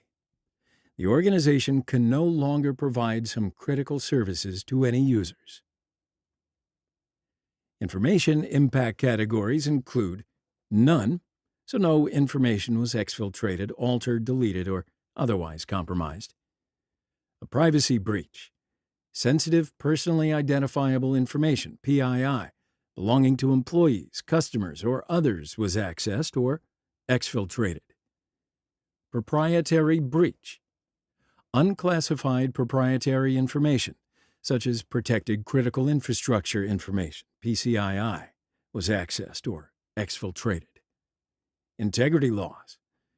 Sensitive or proprietary information was altered or deleted. Recoverability effort categories include regular. Recovery time is predictable with existing resources. Supplemented. Recovery time is predictable with additional resources. Extended. Recovery time is unpredictable. Additional resources and external help are required. Not recoverable. Recovery from the incident is not possible. For example, sensitive data has been exfiltrated and publicly released. An investigation should be launched. Now, as everybody should know by now, when an incident occurs, the very first step is to quickly analyze it and decide on the order in which it should be addressed. However, once this decision is made, one of the most important things to do is to notify the relevant people in a timely manner. You know what that means. You need to ensure that the right people receive the right information at the right time so they can fulfill their roles.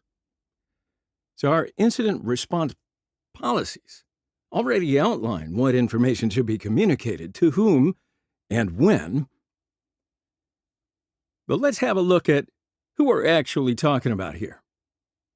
The CIO, Chief Information Officer, Head of Information Security, Local Information Security Officer, other incident response teams, external incident response teams, system owner, human resources, public affairs, legal department, U.S. CERT, and law enforcement.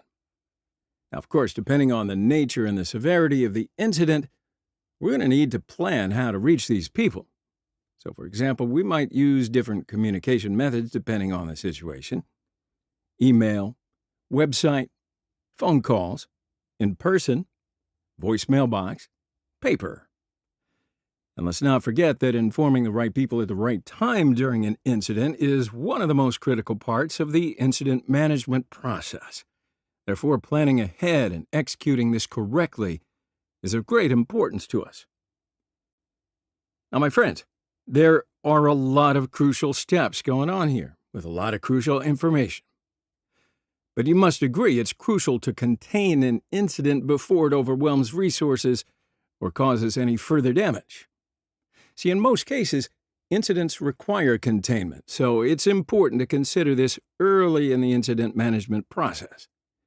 Containment gives us time to determine the most suitable remediation strategy. A key part of containment is the decision-making process, such as deciding whether to shut down a system, disconnect it from the network, or disable certain functions. Now, these decisions become much easier when we have predefined strategies and procedures in place to contain incidents. Right. So therefore, as organizations, we should identify acceptable risks when dealing with incidents and develop our own strategies accordingly. Now, of course, containment strategies vary depending on the type of incident. For example, containing malware delivered through email is quite different from containing a DDoS attack. And that's why it's important to create separate containment strategies for each major type of incident, and then clearly document these strategies to make the decision-making process that much easier. When determining the appropriate strategy, we've got a few key criteria to consider. The potential damage to resources and risk of theft. The need to preserve evidence.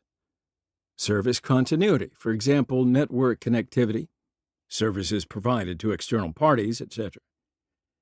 The time and resources required to implement the strategy. The effectiveness of the strategy. For example, partial containment or full containment. The duration of the solution. For example, an emergency workaround to be removed within a few hours, a temporary solution to be removed within a couple of weeks, a permanent fix, that type of thing. Now, in some cases, my friends, organizations might choose to use a sandbox to monitor the attacker as a form of containment. And that's typically in order to gather additional evidence. However, before applying this strategy, the incident response team should consult with their legal department to determine whether or not it's feasible. In fact, it's important to avoid using methods other than sandboxing to monitor the attacker's activities. If we know that a system's been compromised and allow the compromise to continue, we could be held responsible if the attacker uses the compromised system to attack other systems. You follow? A delayed containment strategy can be risky, because the attacker may escalate unauthorized access or compromise additional systems. Now, another important point to consider with containment is the possibility that some attacks may cause further damage when they are contained. For example, consider a scenario where a compromised system is running a malicious process that pings another system periodically. If the incident responder tries to contain the incident by disconnecting the compromised system from the network, well, the pings will fail, which could trigger the malicious process to delete or encrypt all data on the system's hard drive. Right? So, it's important not to assume that disconnecting a system from the network will automatically prevent further damage. This cannot be stressed enough, but we'll leave it there. Hopefully you understand. Now, my friends, the primary goal of gathering evidence during an incident is to resolve the issue, right? However, this evidence may also be needed in legal proceedings. Now, in such cases, it's crucial to clearly document how all evidence, especially compromised systems, has been preserved. When collecting evidence, it's important to adhere to the laws and regulations we've developed based on previous discussions with our legal team and relevant law enforcement agencies, in order to ensure that the evidence is admissible in court. Additionally, evidence must always be traceable. Whenever evidence is transferred from one person to another, The transfer should be detailed using a chain of custody form, and both parties need to sign it. It's essential to maintain a detailed log for all evidence, including this information: the identifying information, for example, the location, serial number, model number, host name, MAC addresses, and IP addresses of a computer. The name, title, and phone number of each person who collected or handled the evidence during the investigation.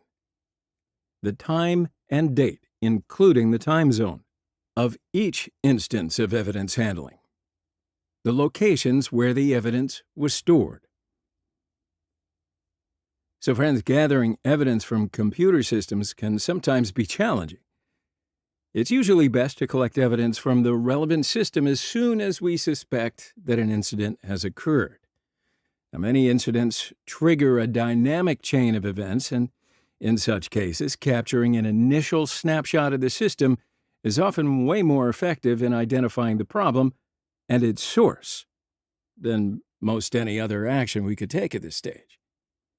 From an evidentiary standpoint, it's so much better to take a snapshot of the system in its current state before the incident response team, system administrators, or anybody else inadvertently alters the machine's condition during the investigation. It's also important to inform users and system administrators of the steps they need to take to preserve evidence. If you would like more information on evidence preservation, just refer to the NIST SP 800-86 Guide to Integrating Forensic Techniques into Incident Response.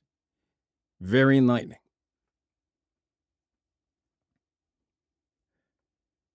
Now, my friends, during incident response, system owners or other team members may sometimes want to identify the attacking host or hosts.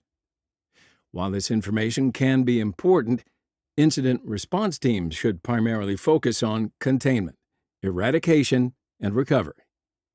See, trying to identify the attacking host can be a time-consuming and often futile effort, which might divert the team from their main goal, which is minimizing the impact on the business. All right. Now, here, let's get into some of the most common activities involved in identifying attacking hosts, because you know what the priorities are. New incident response team members often focus on the attacking host's IP address. Now, they might attempt to verify that the address is not spoofed by checking connectivity. However, this only shows whether a device at that address responds or not. A lack of response doesn't necessarily mean the address isn't real. For instance, a device could be configured to ignore ping and traceroute requests. Additionally, keep in mind that the attacker may have used a dynamic IP address that has since been reassigned to someone else. Performing an internet search using the apparent source IP address of an attack can help us gather more information about the attack. For example, you might come across a mailing list message about a similar attack. But friends, many groups collect and consolidate incident data from various organizations into incident databases. This kind of information sharing can take many forms, such as trackers and real-time blacklists. Organizations can also check their own knowledge bases or issue tracking systems for related activities. Incident response teams can also monitor communication channels that an attacker might use. For example, many bots use IRC as their primary communication method. Additionally, attackers may gather in specific IRC channels to brag about their successes and share information. However, my friends, it's important to treat this kind of information as a potential lead rather than a confirmed fact. Now, my friends, after an incident has been contained, it actually may be necessary to completely remove any traces of the incident. This involves actions like removing malware, disabling compromised user accounts, and identifying and addressing all security vulnerabilities that attackers have been able to exploit. During the eradication phase, it's crucial to identify all affected hosts within the organization so that they can be secured. In some cases, eradication may be either unnecessary or carried out alongside the recovery process.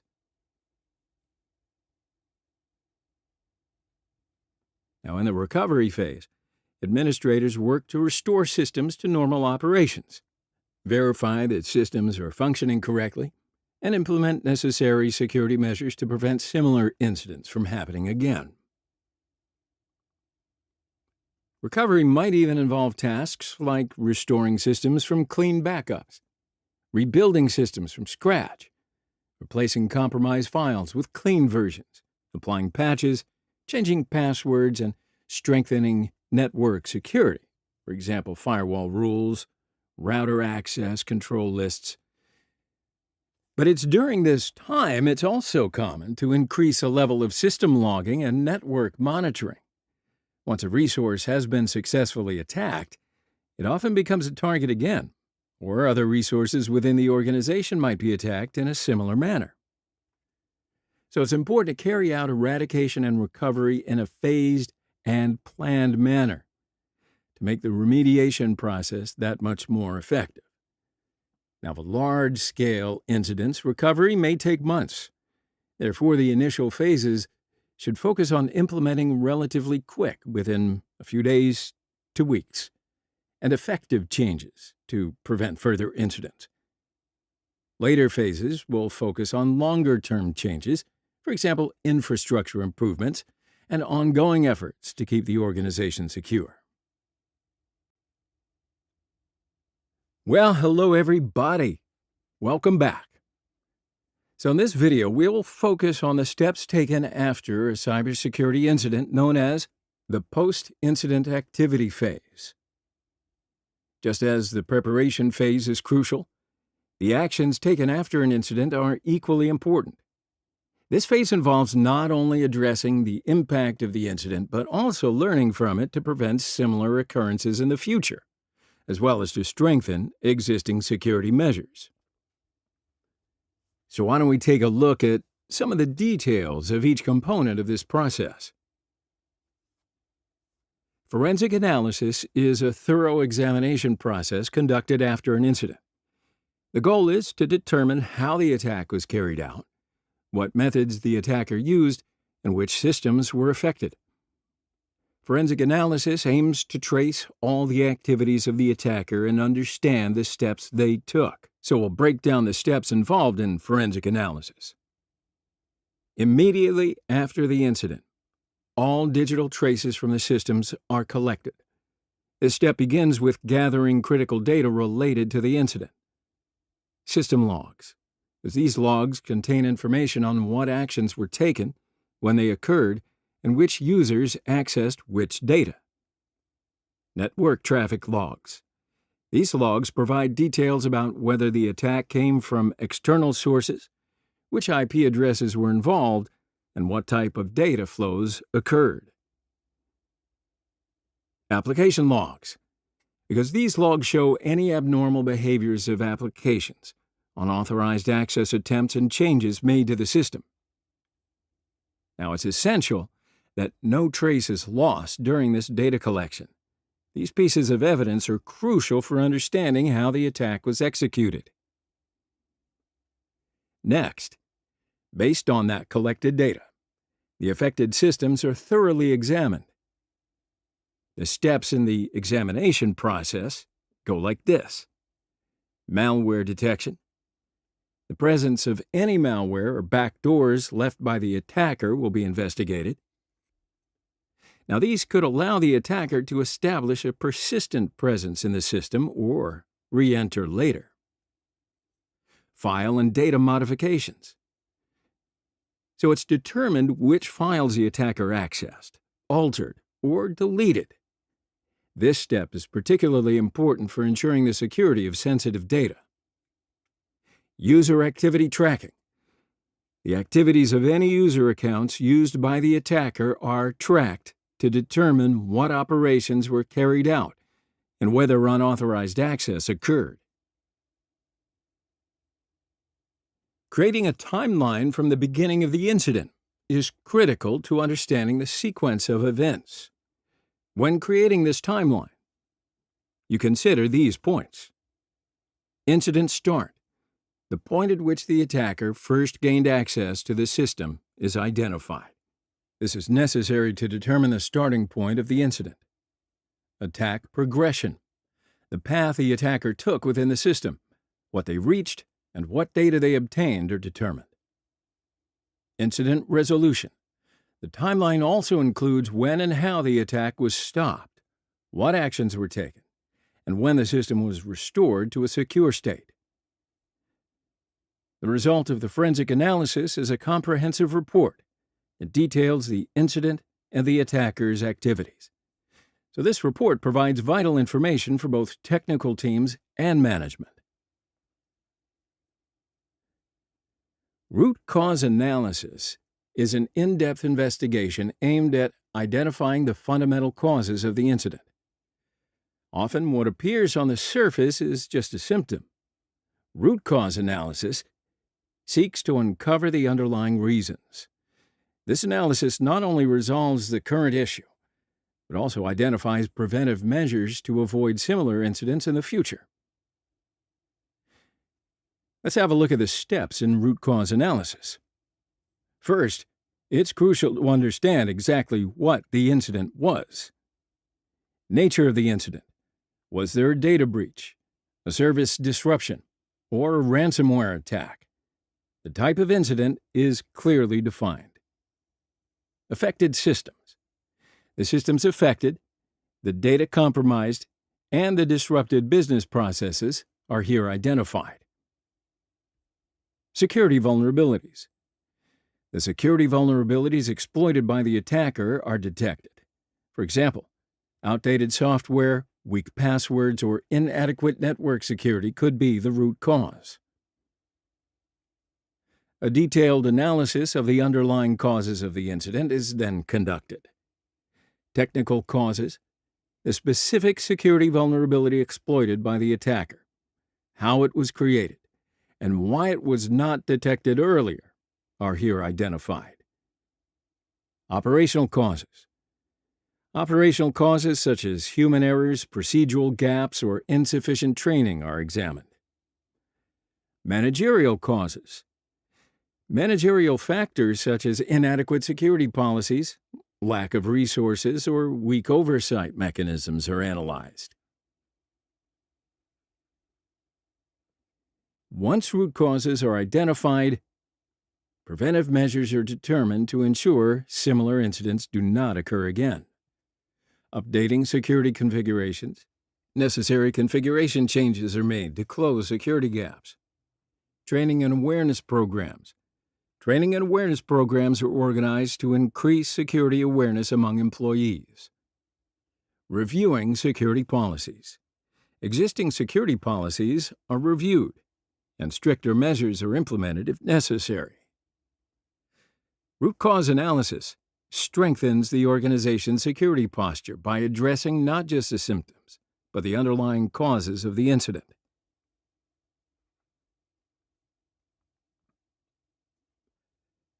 Lessons learned involve identifying the key takeaways from the incident, and then determining how to apply these lessons in the future. Every cybersecurity incident presents an opportunity for the organization to improve its security strategies.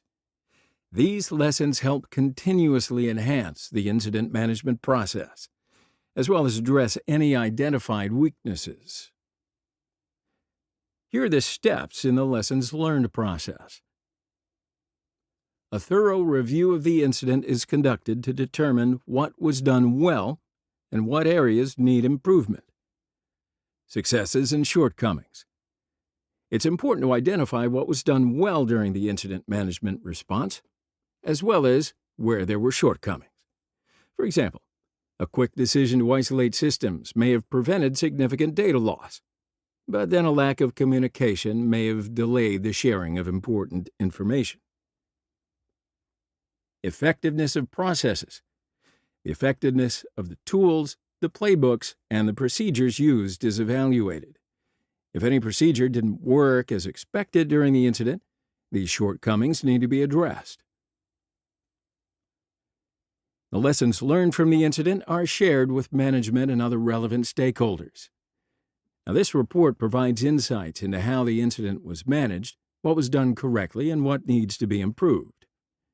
Incident summary is a brief summary of the incident. It covers the processes from the beginning to the end.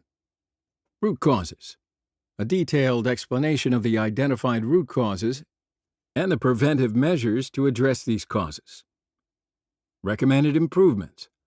A list of recommended actions to improve existing security structures and processes. Now, this may include both technical and operational changes. Then, based on the lessons learned, incident response plans, playbooks, and security policies are updated. This ensures that the organization is better prepared for similar incidents in the future. Reviewing playbooks. Playbooks are updated in light of the incident, correcting any missing or insufficient steps. Revising incident response plans. Incident response plans are revised based on the lessons learned from the incident. Updating security training. Training programs are updated to address any weaknesses identified during the incident.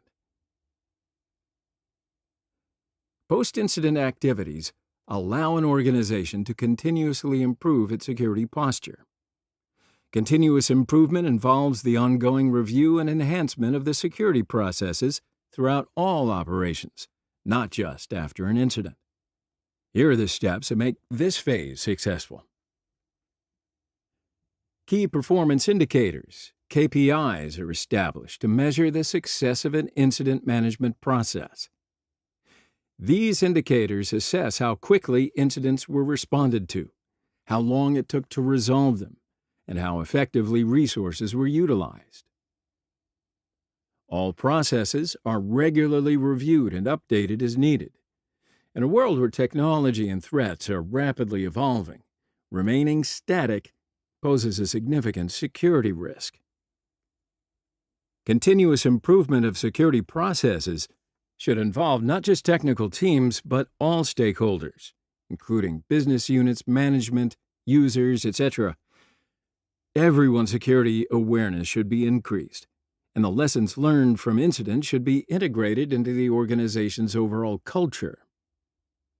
So, my friends, post-incident activities are a critical phase where the lessons learned from an incident are best evaluated, and the security posture is continuously improved. The goal of this phase is not only to resolve the current incident, but also to ensure that future incidents are managed more effectively. So now we hope that the insights that we covered here in these videos will guide you in your incident management processes, and you'll continue to develop best practices. Stick around. See you in the next video. Well, hello everybody, welcome back. Now, in this video, we're going to explore how an organization prepares itself in the world of cybersecurity. The preparation phase of the incident management lifecycle is actually the first line of defense for an organization against cyber threats.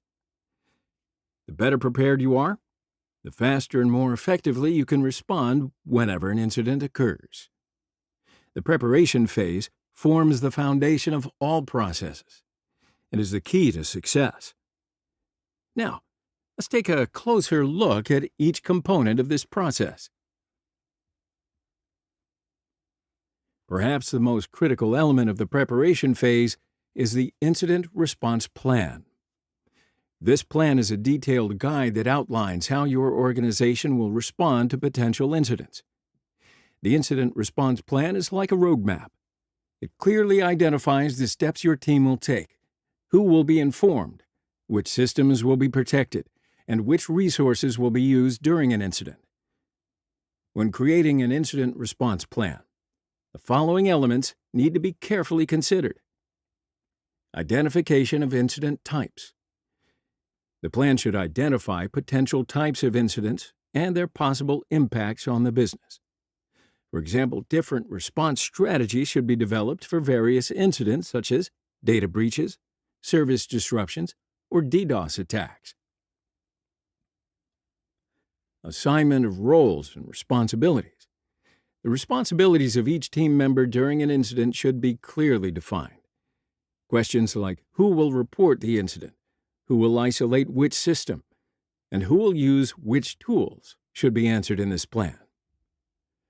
Communication strategy. The plan should specify how and with whom communication will be maintained during an incident. This includes internal communication between teams, reporting processes to management, and communication with external stakeholders if necessary. Now, it's also critical that the plan is regularly reviewed and updated. As cyber threats constantly evolve, the plans must adapt to these changes as well. Tools are the technical and technological solutions used in the incident response process. The right tools are crucial for the rapid detection, analysis, and resolution of an incident. Incident response tools are used to monitor the health of your systems, detect unusual activities, and gather all necessary information for a quick response. The main tools include SIEM, Security Information and Event Management Systems. These systems are used to centrally monitor and analyze security events. SIEM systems collect data from multiple sources, analyze this data, and use it to identify potential threats. EDR, Endpoint Detection and Response Solutions. These tools continuously monitor endpoints, for example, user computers and servers, and then detect abnormal activities. EDR solutions enable the quick detection of incidents and, if necessary, the isolation of these endpoints.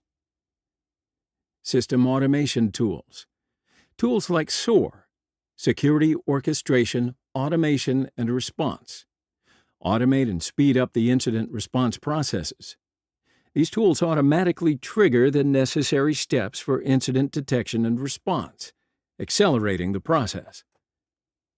Now, of course, these tools must be properly configured and continuously monitored.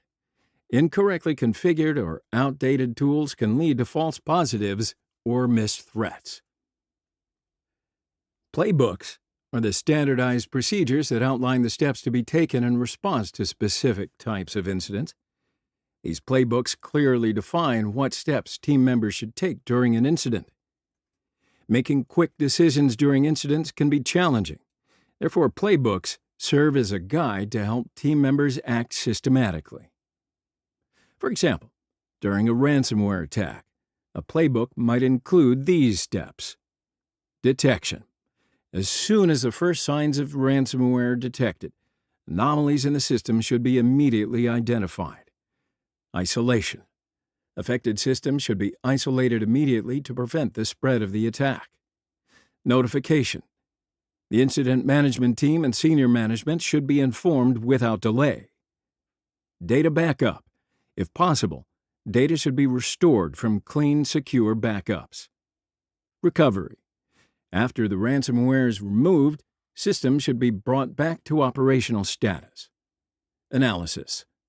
Post-incident analysis should be conducted to understand how the attack occurred, and then derive lessons for preventing similar attacks in the future. So we'll take a detailed look at this now, including the tools. So my friends, let's imagine we're facing a ransomware attack. These types of attacks are among the biggest cyber threats today. We'll go through the process step by step and see how to handle it. The first step is always be prepared. Before an attack happens, we as a team have developed an incident response plan where all roles and responsibilities are clearly defined. We regularly conduct simulations as if a real attack is happening. We continuously monitor our networks with our SIM systems, for example, Splunk or IBM QRadar, and then strengthen our defenses with IDS/IPS tools, for example, Snort or Suricata. At the same time, we protect all our devices with antivirus and endpoint security solutions, EDR, CrowdStrike, carbon black, etc. So this way, we're ready for any potential attack. So then, one day, our SIM system detects unusual activity. Our users can't access files because they're encrypted. Our IDS/IPS systems also detect abnormal network traffic. This is what a ransomware attack looks like. As the incident response team, we act immediately and open a ticket in our platform, for example, ServiceNow, to analyze the details. Acting quickly is critical here because early detection leads to faster intervention. Then, to contain the attack, we act immediately. The first step is to isolate the affected systems with our EDR tools, CrowdStrike, Carbon Black. This is crucial to prevent the attack from spreading any further. We also monitor network traffic with tools like Wireshark to identify which systems the attack started from. Acting quickly and carefully in this step is essential to containing the incident. Then, after identifying the source of the attack, we work to eliminate the threat. We use our antivirus and EDR solutions to remove the malware from the systems. We deploy our patch management tools, for example, Microsoft SCCM, to close the vulnerabilities used in the attack. Additionally, we use security scanning tools like Nessus to rescan the systems. This ensures that the attackers can no longer access our systems. Once the threat is eliminated, we restore the affected systems from clean backups. We use backup tools like Veeam or Acronis for this process, and then after bringing the systems back online, we continue to monitor them with SIEM and EDR tools. This ensures that the systems are functioning correctly and securely. We also keep our stakeholders regularly informed through communication tools like Microsoft Teams or Slack. Finally, after the incident is fully resolved, we conduct a review. We detail how the incident was handled and which tools were used. We use incident response platforms like ServiceNow or Jira to document this. We share our reports with the company using information sharing tools like Confluence, drawing lessons for the future. And by updating our incident response plan, we become even stronger for the next potential attack. So that's how we handle a ransomware attack step by step, using the tools at our disposal. Being prepared and organized at every step is crucial for minimizing potential damage. Preparation is always our greatest strength. Tabletop exercises are simulations used to test incident response processes and plans. So in these exercises, team members work through specific scenarios and discuss how they would respond to incidents. Such exercises are crucial for assessing how prepared the team is to handle an actual incident. Now, a tabletop exercise might focus on a DDoS attack scenario, like this. A large-scale DDoS attack targets the organization's main website. Response process. During the exercise, the incident response team focuses on identifying the source of the attack, mitigating the traffic, and restoring the service. Communication. Team members establish effective communication to reduce the impact of the attack and take the necessary steps to bring systems back online as quickly as possible. Outcome evaluation. After the exercise, the team's performance is evaluated and feedback is gathered to further improve the processes. So then these exercises not only provide theoretical knowledge, but also test how quickly and effectively the team can act in the event of a real incident. Training, of course, is vital for continuously developing the knowledge and skills of incident response teams. Training ensures that team members can effectively use the incident response plans, tools, and playbooks. Regular training keeps the team informed about new threats and technologies, making them better prepared. But your training programs need to include basic incident response training, teaching new team members the fundamentals of incident response processes. Advanced technical training, providing in-depth knowledge about advanced tools and techniques for experienced team members. Practical exercises and simulations, simulating real incident scenarios during training to practice how the team will respond. Continuous updates. Training programs should be continuously updated in line with the evolving cyber threat landscape and technological advancements. Business continuity, BC, and disaster recovery, DR plans, are strategies developed to ensure that business operations can return to normal as quickly as possible following an incident. These plans are designed to minimize the impact of incidents on business operations and ensure the continuity of critical processes. Let's have a look at some of the key components of BCDR plans. Risk assessment, evaluating potential threats and their possible impacts on the business.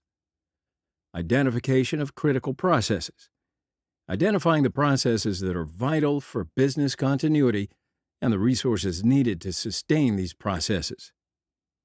Recovery strategies, defining how and when affected systems will be restored in the event of an incident.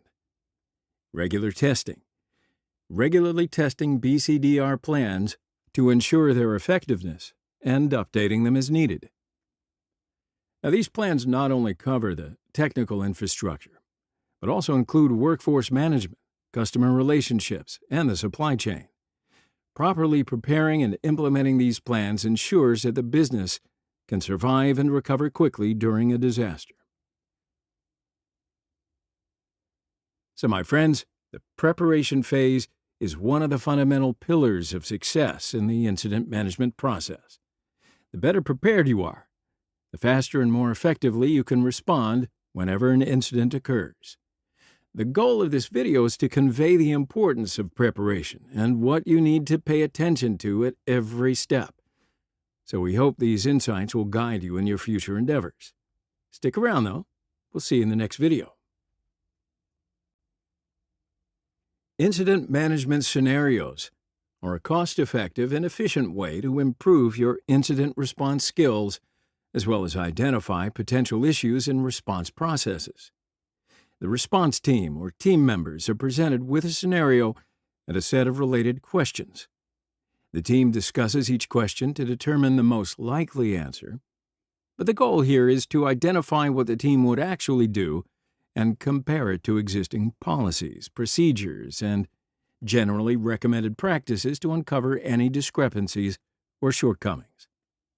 For example, an answer might reveal that the response could be delayed because a team lacks a particular software tool or because another team does not provide support outside of business hours. So after each question, there's a reference to the relevant sections of the document. Following the questions are scenarios, each accompanied by additional incident-specific questions. So we strongly encourage you to adapt these questions and scenarios for use in your own incident response exercises. Preparation. Would the organization consider this activity an incident? If so, which policies does this activity violate? What measures are in place to prevent this type of incident or limit its impact? Detection and analysis. Could the organization detect any precursors to the incident? Would any precursors prompt the organization to take action before the incident occurs? What indicators of the incident could the organization detect? Which indicators would make someone think an incident might have occurred? What additional tools might be needed to detect this particular incident? How would the incident response team analyze and validate this incident? Which personnel would be involved in the analysis and validation process? To whom within the organization would the team report the incident? How would the team prioritize the handling of this incident? Containment, eradication, and recovery. What strategy should the organization adopt to contain the incident? Why is this strategy preferable to others? What could happen if the incident is not contained? What additional tools might be needed to respond to this particular incident? Which personnel would be involved in the containment, eradication, and/or recovery processes? Post-incident activities. Who would attend the lessons learned meeting regarding this incident? What could be done to prevent similar incidents in the future? What could be done to improve the detection of similar incidents? And some general questions. How many incident response team members would participate in handling this incident? How many incident response team members does it take to change a light bulb? Besides the incident response team, which other members within the organization would be involved in handling this incident? To which external parties would the team report the incident? When would each report be made? How would each report be made? What information would you report or not report, and why? What other communications with external parties might occur? What tools and resources would the team use to handle this incident? If the incident had occurred on a different day and time, how would the handling process differ? If the incident had occurred in a different physical location, how would the handling process differ? All right, hello everybody. Welcome back. Now, in this video, we're going to cover a very important topic in cybersecurity. This is the concept of the cyber kill chain. This model actually helps us understand the steps involved in a cyber attack and shows us the stages an attacker goes through. By understanding these steps, we can detect and stop attacks early on. So, what exactly is the cyber kill chain? And why is it so important? Well, in short, the cyber kill chain is a model that breaks down all the steps an attacker takes before and after infiltrating a target system.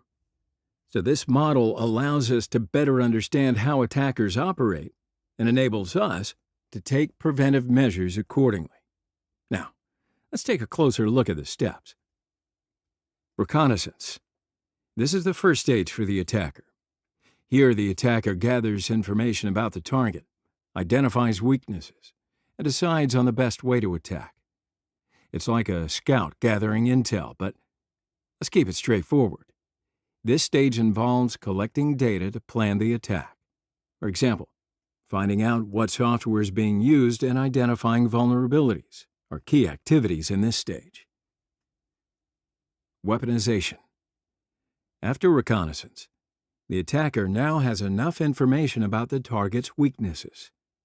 The next step is to create a tool for the attack. Now, this could involve developing malware, designing a phishing email, or similar activities, but in simple terms, the tools necessary to harm the target are prepared during this phase. Delivery. The attacker's weapon is ready, and now it needs to be delivered to the target. This stage involves getting the malware or other malicious tools to the target. Methods could include email, USB drives, or downloading via a website, among others. Exploitation. At this stage, the attacker uses the target's vulnerabilities to gain a foothold in the system. This might involve executing the malware or exploiting a security flaw. The goal here is to establish a presence in the target system. Installation. The attacker has gained access to the system. Now the attacker installs the malware to ensure a persistent presence within the system. This makes it easier for the attacker to continue their activities in the future.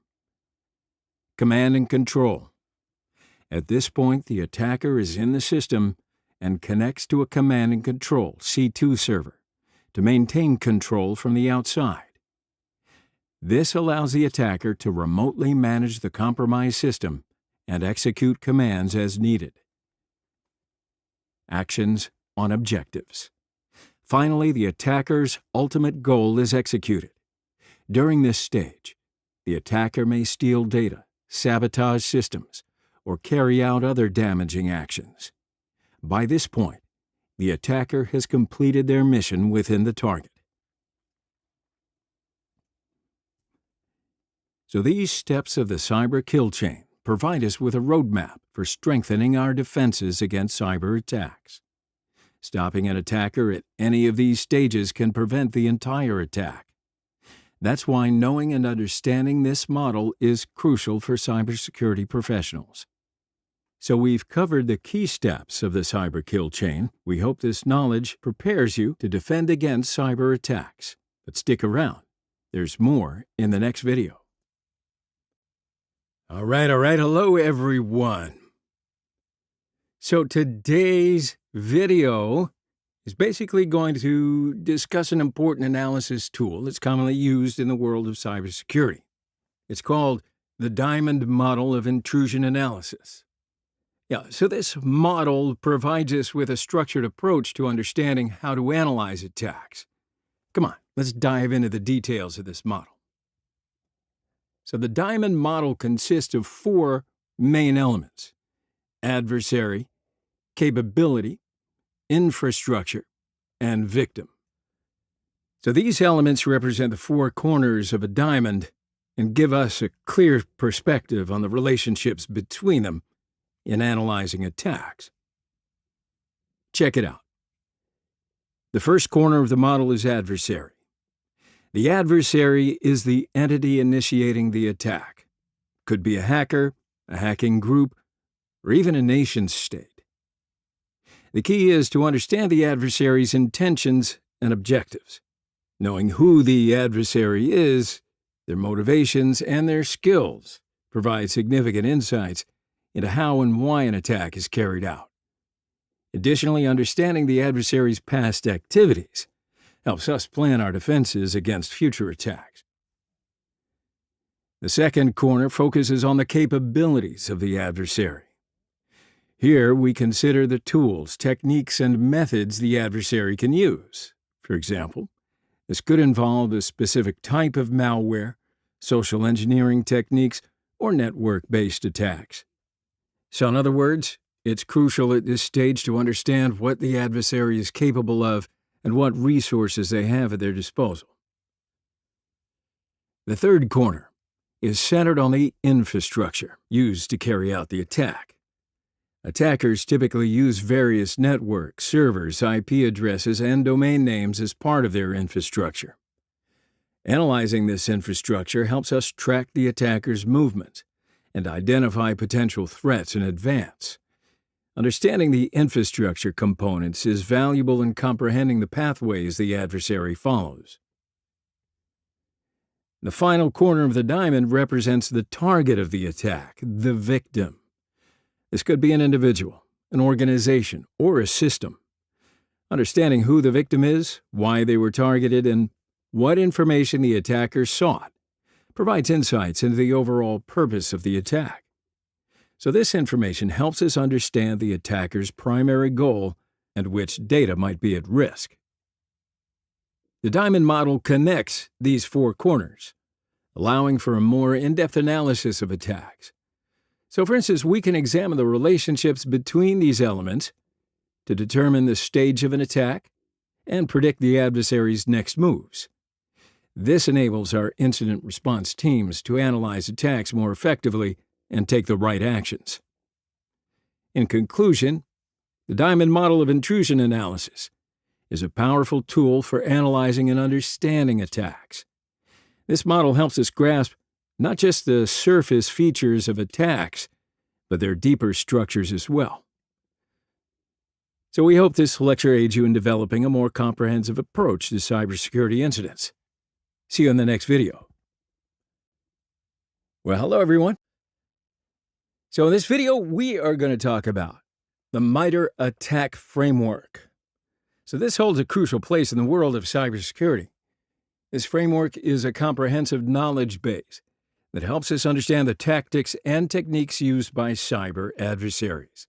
So in other words, it's an excellent guide for learning how the enemy moves, what paths they take, and what actions they might employ. Come on, let's take a closer look at this framework. This framework stands for Adversarial Tactics, Techniques, and Common Knowledge. Now, as the name would suggest, it provides a detailed breakdown of how attackers progress through their attack processes and the techniques they use. Now, furthermore, it offers a knowledge base supported by real-world examples, meaning this information is not just theoretical, but derived from actual incidents. First and foremost, MITRE ATT&CK helps incident response teams analyze an attack and understand the path the attacker has taken. This allows us to determine the stage of the attack and anticipate the attacker's next steps. For instance, we can use this framework to learn how an attacker infiltrated our system or the methods they employed to cover their tracks. This framework breaks down the tactics and techniques used by attackers step by step. You might notice that each tactic serves a specific purpose. For example, the initial access tactic explains how an attacker first gains entry into a system. Under these tactics, various techniques are listed, such as phishing or spear phishing, which of course are methods attackers use to gain initial access. MITRE ATT&CK is divided into two main categories: tactics and techniques. Tactics are the general steps an attacker takes to achieve their goals, while techniques define the specific methods used to accomplish these steps. Tactics appear at different stages of an attack, usually representing the steps attackers take to overcome obstacles on their way to the target. So by using this framework, we can determine the stage of an attack and identify the techniques being employed. With this information, we can take the necessary measures to stop the attack or disrupt the attacker's plan. For example, if we identify that an attacker is using a particular technique, we can make the necessary adjustments to our systems to block that technique. Also, using this framework, we can strengthen our defense strategies. MITRE ATT&CK shows us how attackers think and move, allowing us to shape our defenses accordingly. We can identify our vulnerabilities and work to fortify them. Additionally, this framework helps us better understand security gaps and take proactive measures to address them. To wrap all that up, the MITRE ATT&CK framework is an invaluable resource in the cybersecurity world for understanding adversary tactics and techniques and developing effective defense strategies against them. So we hope this video helps you in your incident response processes. Take it and move forward. All right, hello everybody, welcome back. So in this video, we're going to talk about an important guide in the field of security testing, the Open Source Security Testing Methodology Manual, or OSS-TIM for short. Now this manual provides a clear and systematic roadmap for conducting security tests. In other words, it's a great guide to help us make our cybersecurity testing processes more structured. Let's take a closer look at this. OSS-TMM. This is an open-source security testing methodology manual. This guide was developed to standardize and make security testing processes more effective. Now, it's used as a reference point, especially by professionals conducting cybersecurity tests. In essence, it helps us learn which steps to take and how to carry them out when testing the security vulnerabilities of a system or application. Of course, security testing is a critical part of cybersecurity processes. However, these processes can often be ambiguous, and different approaches might be used each time. OSS-TMM helps eliminate these ambiguities by providing a standard structure for security testing processes. Now, this ensures that tests are conducted consistently and effectively every time. This manual breaks down security testing processes into specific phases and explains the steps to follow for each phase. Why don't we briefly review these phases? The first step in the security testing process is planning. In this phase, we determine what will be tested, which methods will be used, and the scope of the testing process. Additionally, the testing team is assembled and the necessary resources are identified. Planning is a critical step for the success of the entire process because it clarifies what we need to do and how we need to do it. After planning is complete, the testing process begins. So in this phase, security tests are conducted on the system or application using the methods identified earlier. These tests aim to identify the system's weak points and uncover potential security vulnerabilities. Every test performed during this phase is carefully documented, and the results are recorded. Once the tests are complete, the collected data is analyzed. This analysis helps us understand the severity of the identified security vulnerabilities and how they can be addressed. Afterward, a detailed report is prepared based on the analysis. Now, this report includes the findings from the testing process and recommended solutions. Finally, after the reporting phase, the improvement process begins. In this phase, the security vulnerabilities identified during the testing process are addressed, and the security level of the system is enhanced. The improvement process is an ongoing cycle, meaning the system is reviewed and retested as needed after each testing process. OSS TIM brings clarity and discipline to security testing processes. This manual ensures that security tests are conducted in a consistent and structured manner. It also ensures that no step in the testing process is overlooked and that everything is properly documented. In conclusion, the Open Source Security Testing Methodology Manual, OSS TIM, is an indispensable resource for making cybersecurity testing processes more effective and systematic. By using this manual, you can standardize your security tests and achieve a stronger security posture. See you in the next video.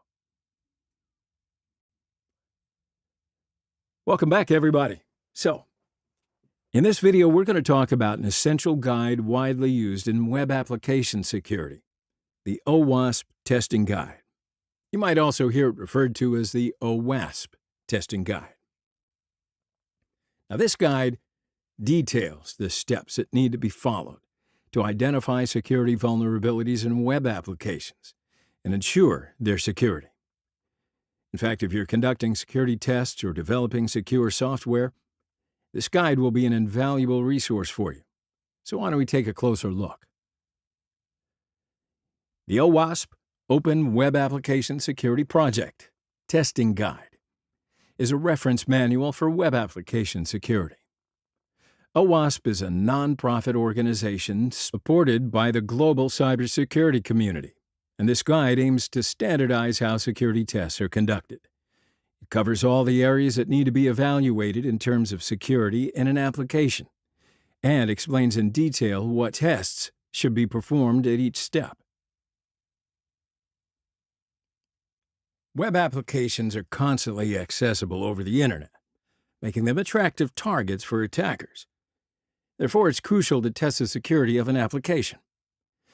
The OWASP Testing Guide provides techniques for testing various security vulnerabilities that may be encountered during this process. Using this guide helps you enhance the security of your application and provide stronger protection against potential threats. This guide is divided into sections that cover specific areas of security testing. Each section addresses a different aspect of the application and explains a test that should be performed in that area. Let's have a look at some of these sections. The first phase of the testing process, it's gathering information about the target application. So in this case, you determine which technologies the application is built on, what services are running, and which areas may potentially be at risk. This information is crucial for planning and executing the subsequent tests. Authentication is a security mechanism that allows users to log into the system. This section tests how secure the authentication processes are. Weak authentication mechanisms can allow attackers to gain unauthorized access to the system. Therefore, these tests are extremely important. Authorization is the security layer that determines what data users can access and what actions they can perform within the system. So these tests check whether users' access permissions are correctly restricted. Misconfigured authorization can lead to unauthorized access to sensitive data. Now, this section tests whether user inputs are properly validated. Input validation tests play a critical role in protecting against common attack vectors such as SQL injection and cross-site scripting, XSS. Ensuring that the application's input validation processes are secure helps protect against these types of attacks. Session management controls the processes when users log into the system and ensures the security of their sessions. These tests check the security of session identifiers, session continuity, and session termination. Secure session management helps protect user data. So, using this guide, you can comprehensively evaluate the security of a web application. The OWASP testing guide provides step-by-step guidance and explains how each test should be conducted. By following the sections in this guide, you can identify security vulnerabilities in your application and take the necessary measures to address them. So in conclusion, the OWASP testing guide is an indispensable resource for web application security. This guide allows you to conduct your security tests more effectively and systematically, and strengthens the security of your application. By using this guide, you can develop more resilient applications against cyber threats and better protect your users.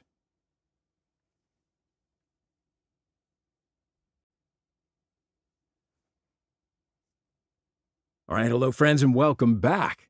So in this video, we're going to talk about simulations and drills. Now, these are frequently used in the world of cybersecurity. These topics are crucial for developing the skills and strategic abilities of our incident response teams.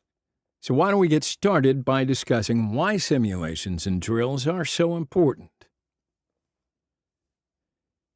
You may be familiar with tabletop exercises. These are simulations used to test incident response processes and plans. So in these exercises, team members work through specific scenarios and discuss how they would respond to incidents. Such exercises are crucial for assessing how prepared the team is to handle an actual incident.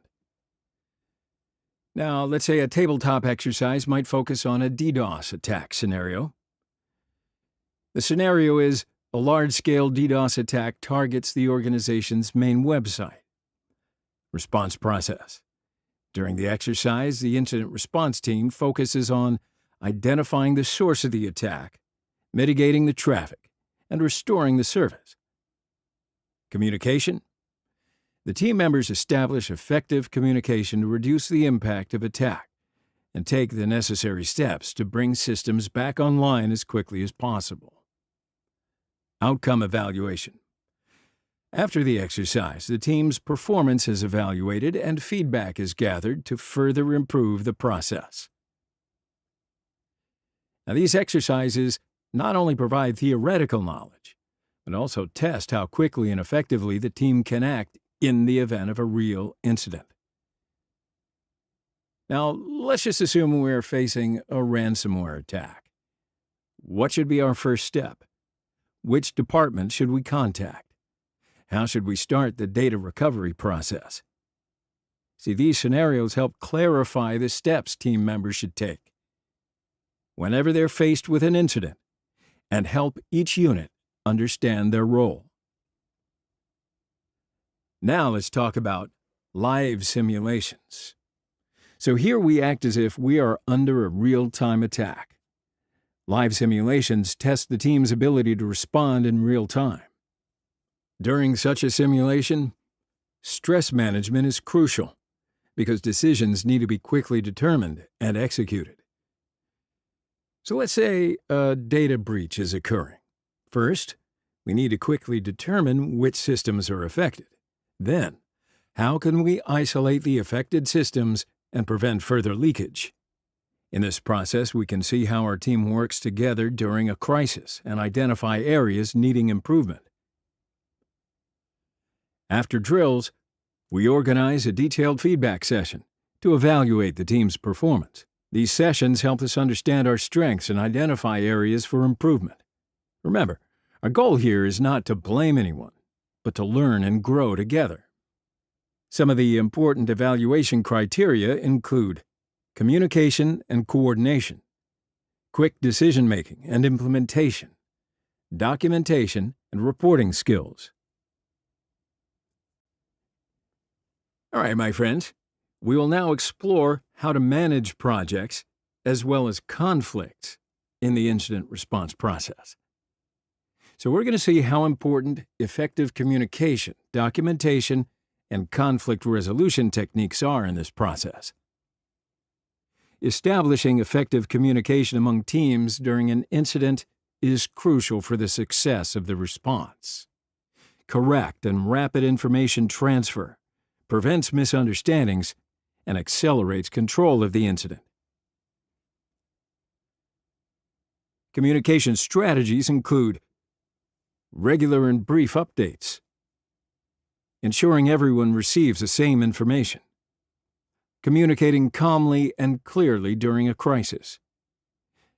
Documentation involves recording the decisions made and steps taken during the incident. These documents are important for both post-incident evaluations and legal requirements. When working in a stressful and intense environment during a crisis, conflicts may arise within the team. Handling these conflicts constructively is vital to maintaining team dynamics. Let's have a look at a few conflict resolution steps. Empathize and understand the other party's perspective. Set a common goal and focus on that goal. Provide and receive constructive feedback. Finally, with effective conflict management, we can ensure teams work in harmony. Viewing conflict as a learning opportunity contributes to both individual and team development. So, my friends, with what we have learned in these videos, we can manage our incident response processes more effectively and efficiently. All right, my friends, if you're a technical professional and you believe a serious incident has occurred, but you don't have an incident response team available, well, how about a basic guide to help you through that situation? This list can actually serve as a quick reference when you're faced with a crisis and don't have the time to go through detailed documents. It's not ironic that the first step is document everything. So this includes every action you take, every piece of evidence you gather, and every conversation you have with users, system owners, and anybody else about the incident. Then, find a coworker who can assist you. Handling the incident will be much easier if more than one person is involved. So, for example, one of you can take action while the other documents it. Next, analyze the evidence to confirm that an incident has indeed occurred. Do additional research if necessary, for example, internet searches, software documentation, etc. And then reach out to other technical professionals for support in understanding the evidence. Then notify the appropriate people within the organization. This includes the IT manager, the head of information security, and the local security manager. Be careful, though, when sharing details of the incident. Only inform those who need to know, and use secure communication methods.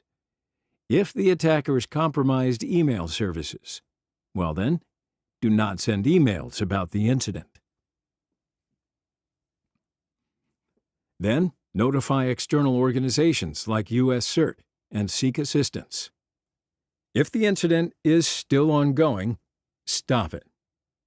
The most common way to do this is by disconnecting the affected systems from the network.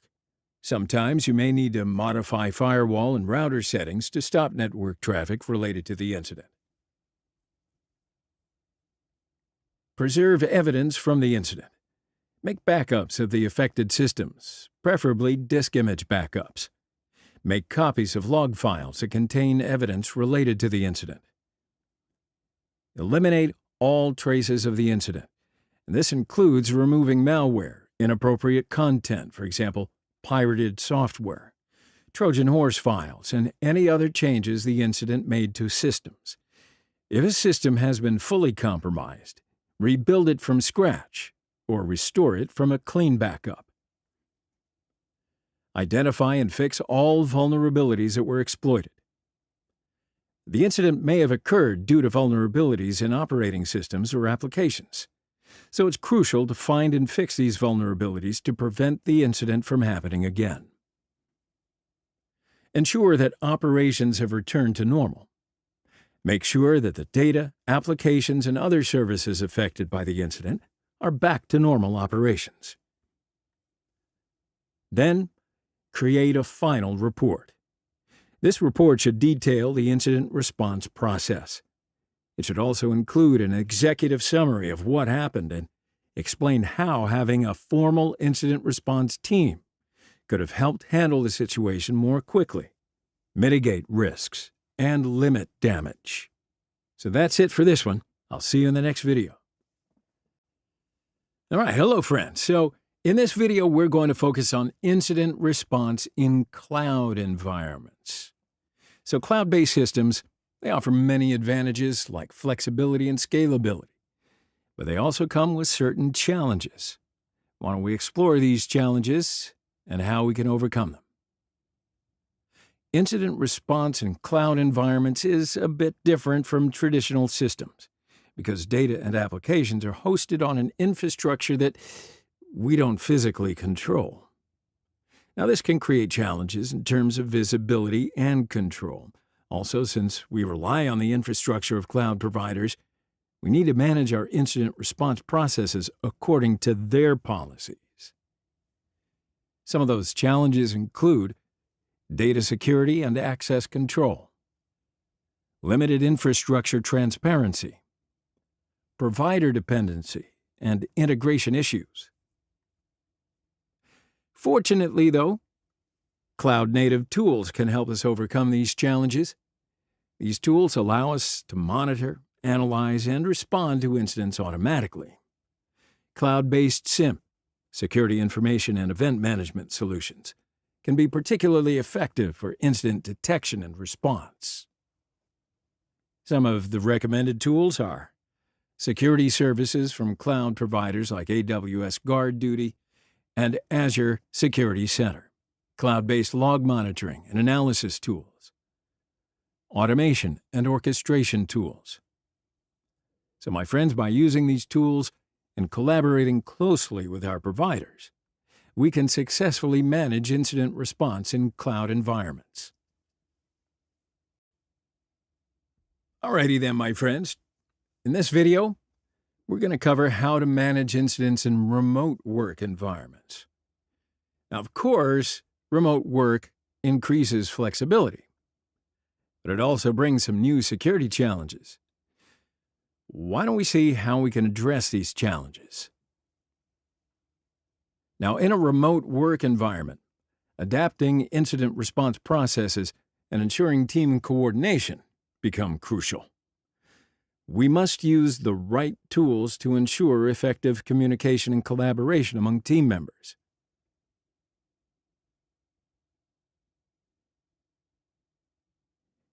Maintaining seamless and effective communication while working remotely requires choosing the right tools. We can use platforms like Slack and Microsoft Teams for internal team communication. These tools are ideal for both written and verbal communication.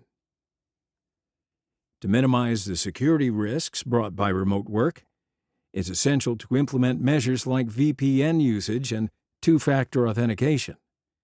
Additionally, we must ensure that employees' devices are up to date and secure. We can make incident management more effective for remote teams by taking some strategic steps. For example, we can keep team members continuously informed through regular virtual meetings and training sessions. Also, we should regularly update incident response plans to align with remote work conditions. A few recommended strategies include regular virtual meetings and check-in sessions, remote training and drills, continuous review of security policies. So, my friends, by applying these strategies, we can enhance the efficiency of our teams and succeed in incident management in our remote work environments. All right, my friends, this is the video where we're going to discuss the role psychological factors play in incident response. Handling stress during a crisis and making the right decisions is not going to be always easy. Why don't we just explore how we can manage this process better? It might not surprise you to know that during a crisis, our stress levels increase, which can affect our decision-making abilities. However, we can use some techniques to mitigate the negative effects of stress. One of the best ways to manage stress is being prepared. Through drills and training, we can help our teams remain calm and focused during a crisis. Some other stress management techniques include breathing exercises and short breaks, positive thinking and mental focus, prioritization and task delegation. Enhancing team resilience allows team members to work more effectively and cohesively during a crisis. For this, strengthening communication within the team and fostering team spirit is very important.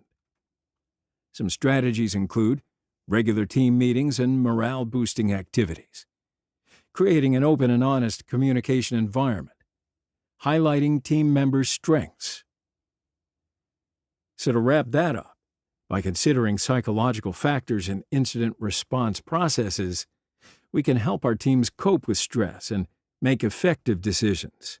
Remember, we're all human, and coping with stress is actually a learnable skill.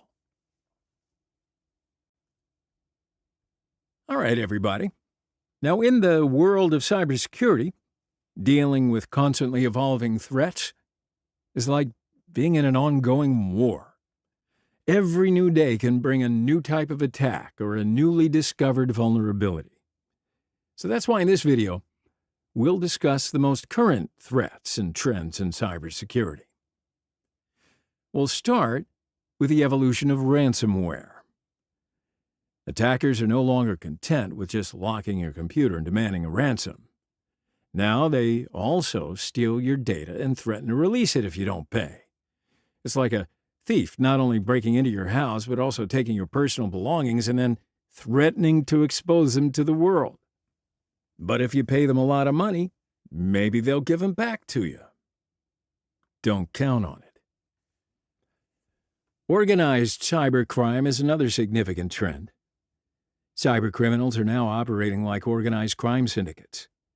Models like ransomware as a service, RAS, allow attackers to package and sell malicious software. Now, this has made attacks more accessible and widespread.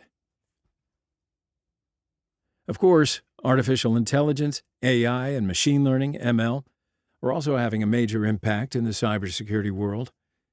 These technologies can become dangerous weapons in the hands of attackers, while at the same time strengthening our defense lines.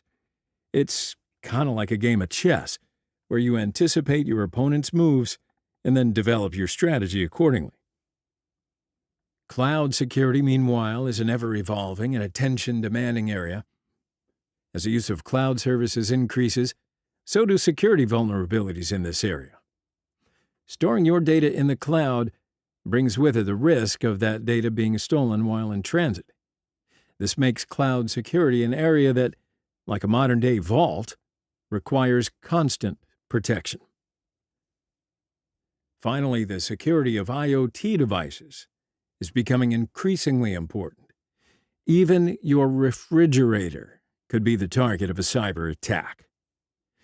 IoT device security isn't just about smart home systems.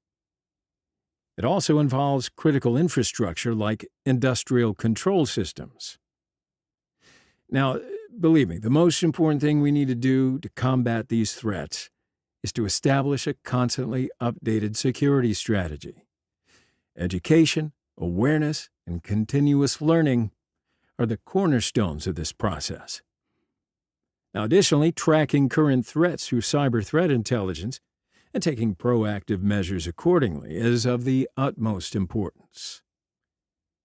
My friends, in this fast and ever-changing world, your greatest advantage will be continuously improving yourselves.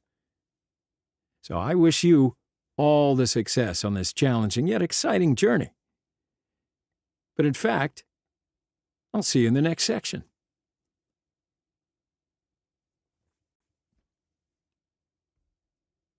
All right, hello everybody. So in this video, we're going to talk about how to build a learning organization. Now, in our ever-changing world, organizations need to adapt quickly and renew themselves, pivot. So our key concept here is feedback loops. Feedback loops aim to create a culture where feedback can be received at every level and in every situation within an organization, creating an environment where everyone from employees to management can express their voices is crucial for development. Through these loops, we can identify what went well and what needs improvement after each incident or process. Regular and structured feedback helps strengthen organizational memory and make better decisions in the future. Now, for a feedback loop to be successful, feedback needs to be constructive and related to the work. The process should be open and transparent to allow everyone to express themselves comfortably. Once feedback is collected, it's essential to use this information for continuous improvement. By learning from past incidents, we can make more effective decisions in the future. For instance, when a security breach occurs, analyzing the incident thoroughly can help prevent similar situations from happening again. This process involves not only finding technical solutions, but also raising employee awareness and providing necessary training. Continuous improvement ensures that organizations are prepared for both today and the future. We need to have an open and innovative mindset. Well, hello again. All right, my friends. In this video, we're going to explore how to keep up with new technologies and innovations in the field of information security. Now, you already know that every day, new threats and solutions emerge in the security world. Developing effective strategies, though, to keep pace with these changes is essential. New software, tools, and technological advancements constantly emerge in the information security world. Regularly tracking these innovations ensures that organizations use the most current and effective security solutions. Technology blogs and publications. By regularly following cybersecurity blogs, technology publications, and industry reports, it's going to help you stay informed about new developments. There are also online communities and forums. Joining cybersecurity communities is a great way to share knowledge with other experts and engage in discussions about new technologies. Analyzing cybersecurity trends and industry threat reports helps minimize organizational risks by making strategic plans. Threat intelligence reports. Reviewing threat intelligence reports is critical for identifying potential threats and taking preventive measures. Examining and integrating innovative solutions contribute to organizations gaining a competitive advantage. Technological adaptation is the ability to adapt quickly to innovations, and that is a significant factor in an organization's success. Training and certifications. participation in training and certification programs that's related to new technologies will enhance employee skills and accelerate adaptation processes. Testing and application. Pilot testing new technologies and evaluating their applicability across the organization play a critical role in adaptation processes.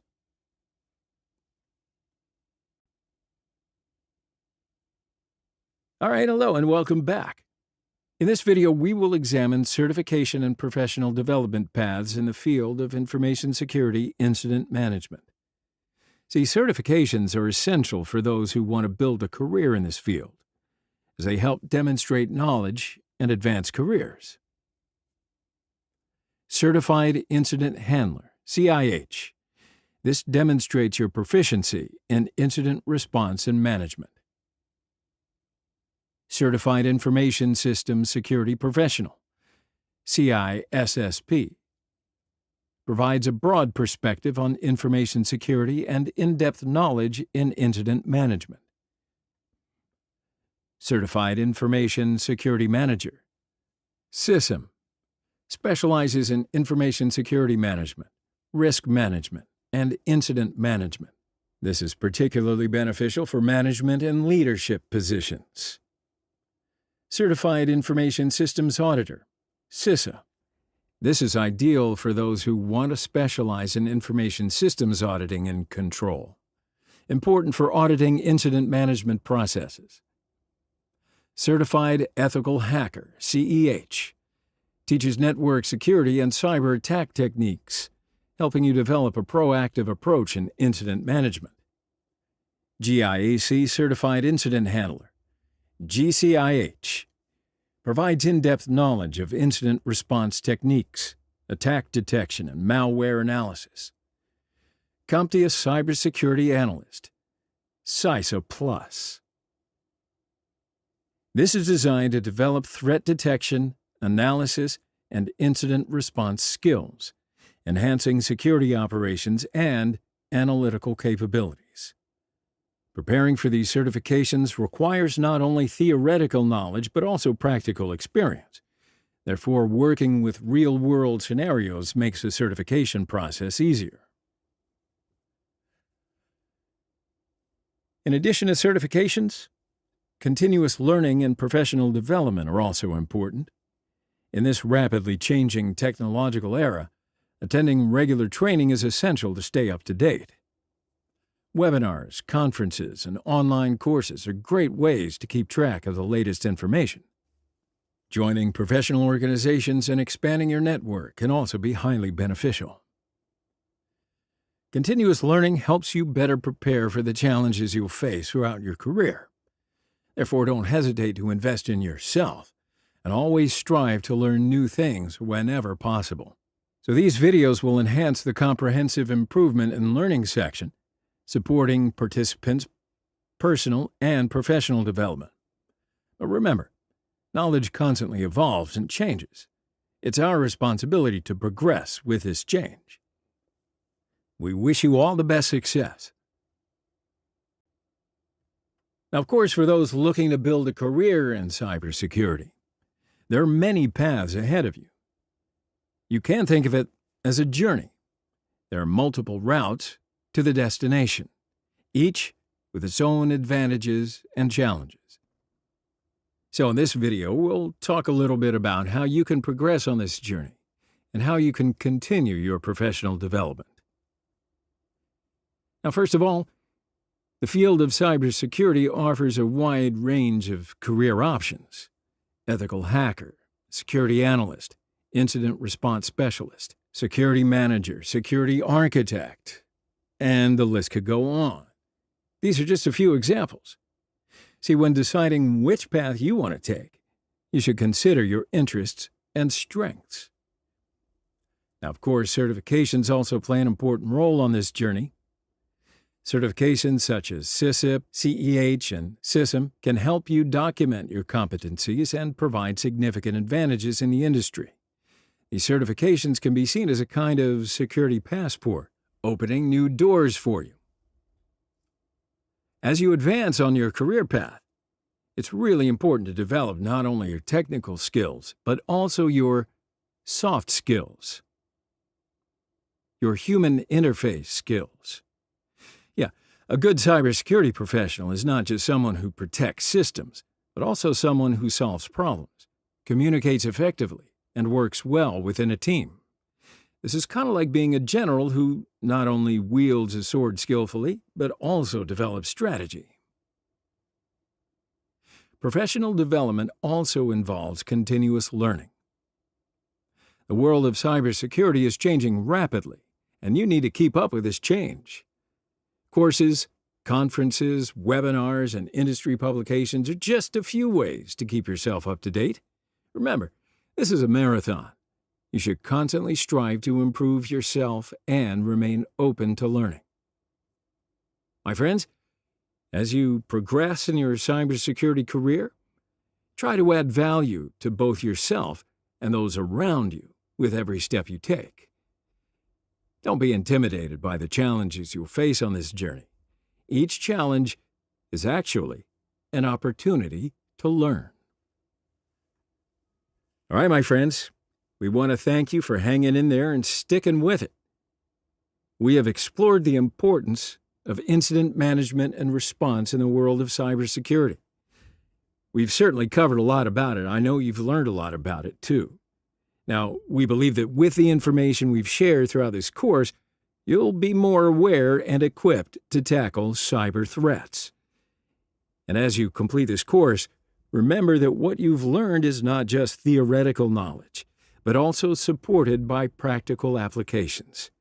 Being prepared for situations you may encounter in real life and continuing to learn and develop yourself will give you a significant advantage in your cybersecurity career. And keep in mind that cybersecurity is a dynamic field, and new threats emerge every day. Therefore, you should constantly keep yourself updated and acquire new skills. In fact, you're already showing the determination and perseverance to do so. But finally, I want to thank you once again for joining us on this journey, and I wish you the best of success in your career. And I certainly hope our paths cross again someday. If you do have any questions or anything you'd like to share, please feel free to reach out to us anytime. Take care, stay safe in cybersecurity. Thank you again. Bye for now.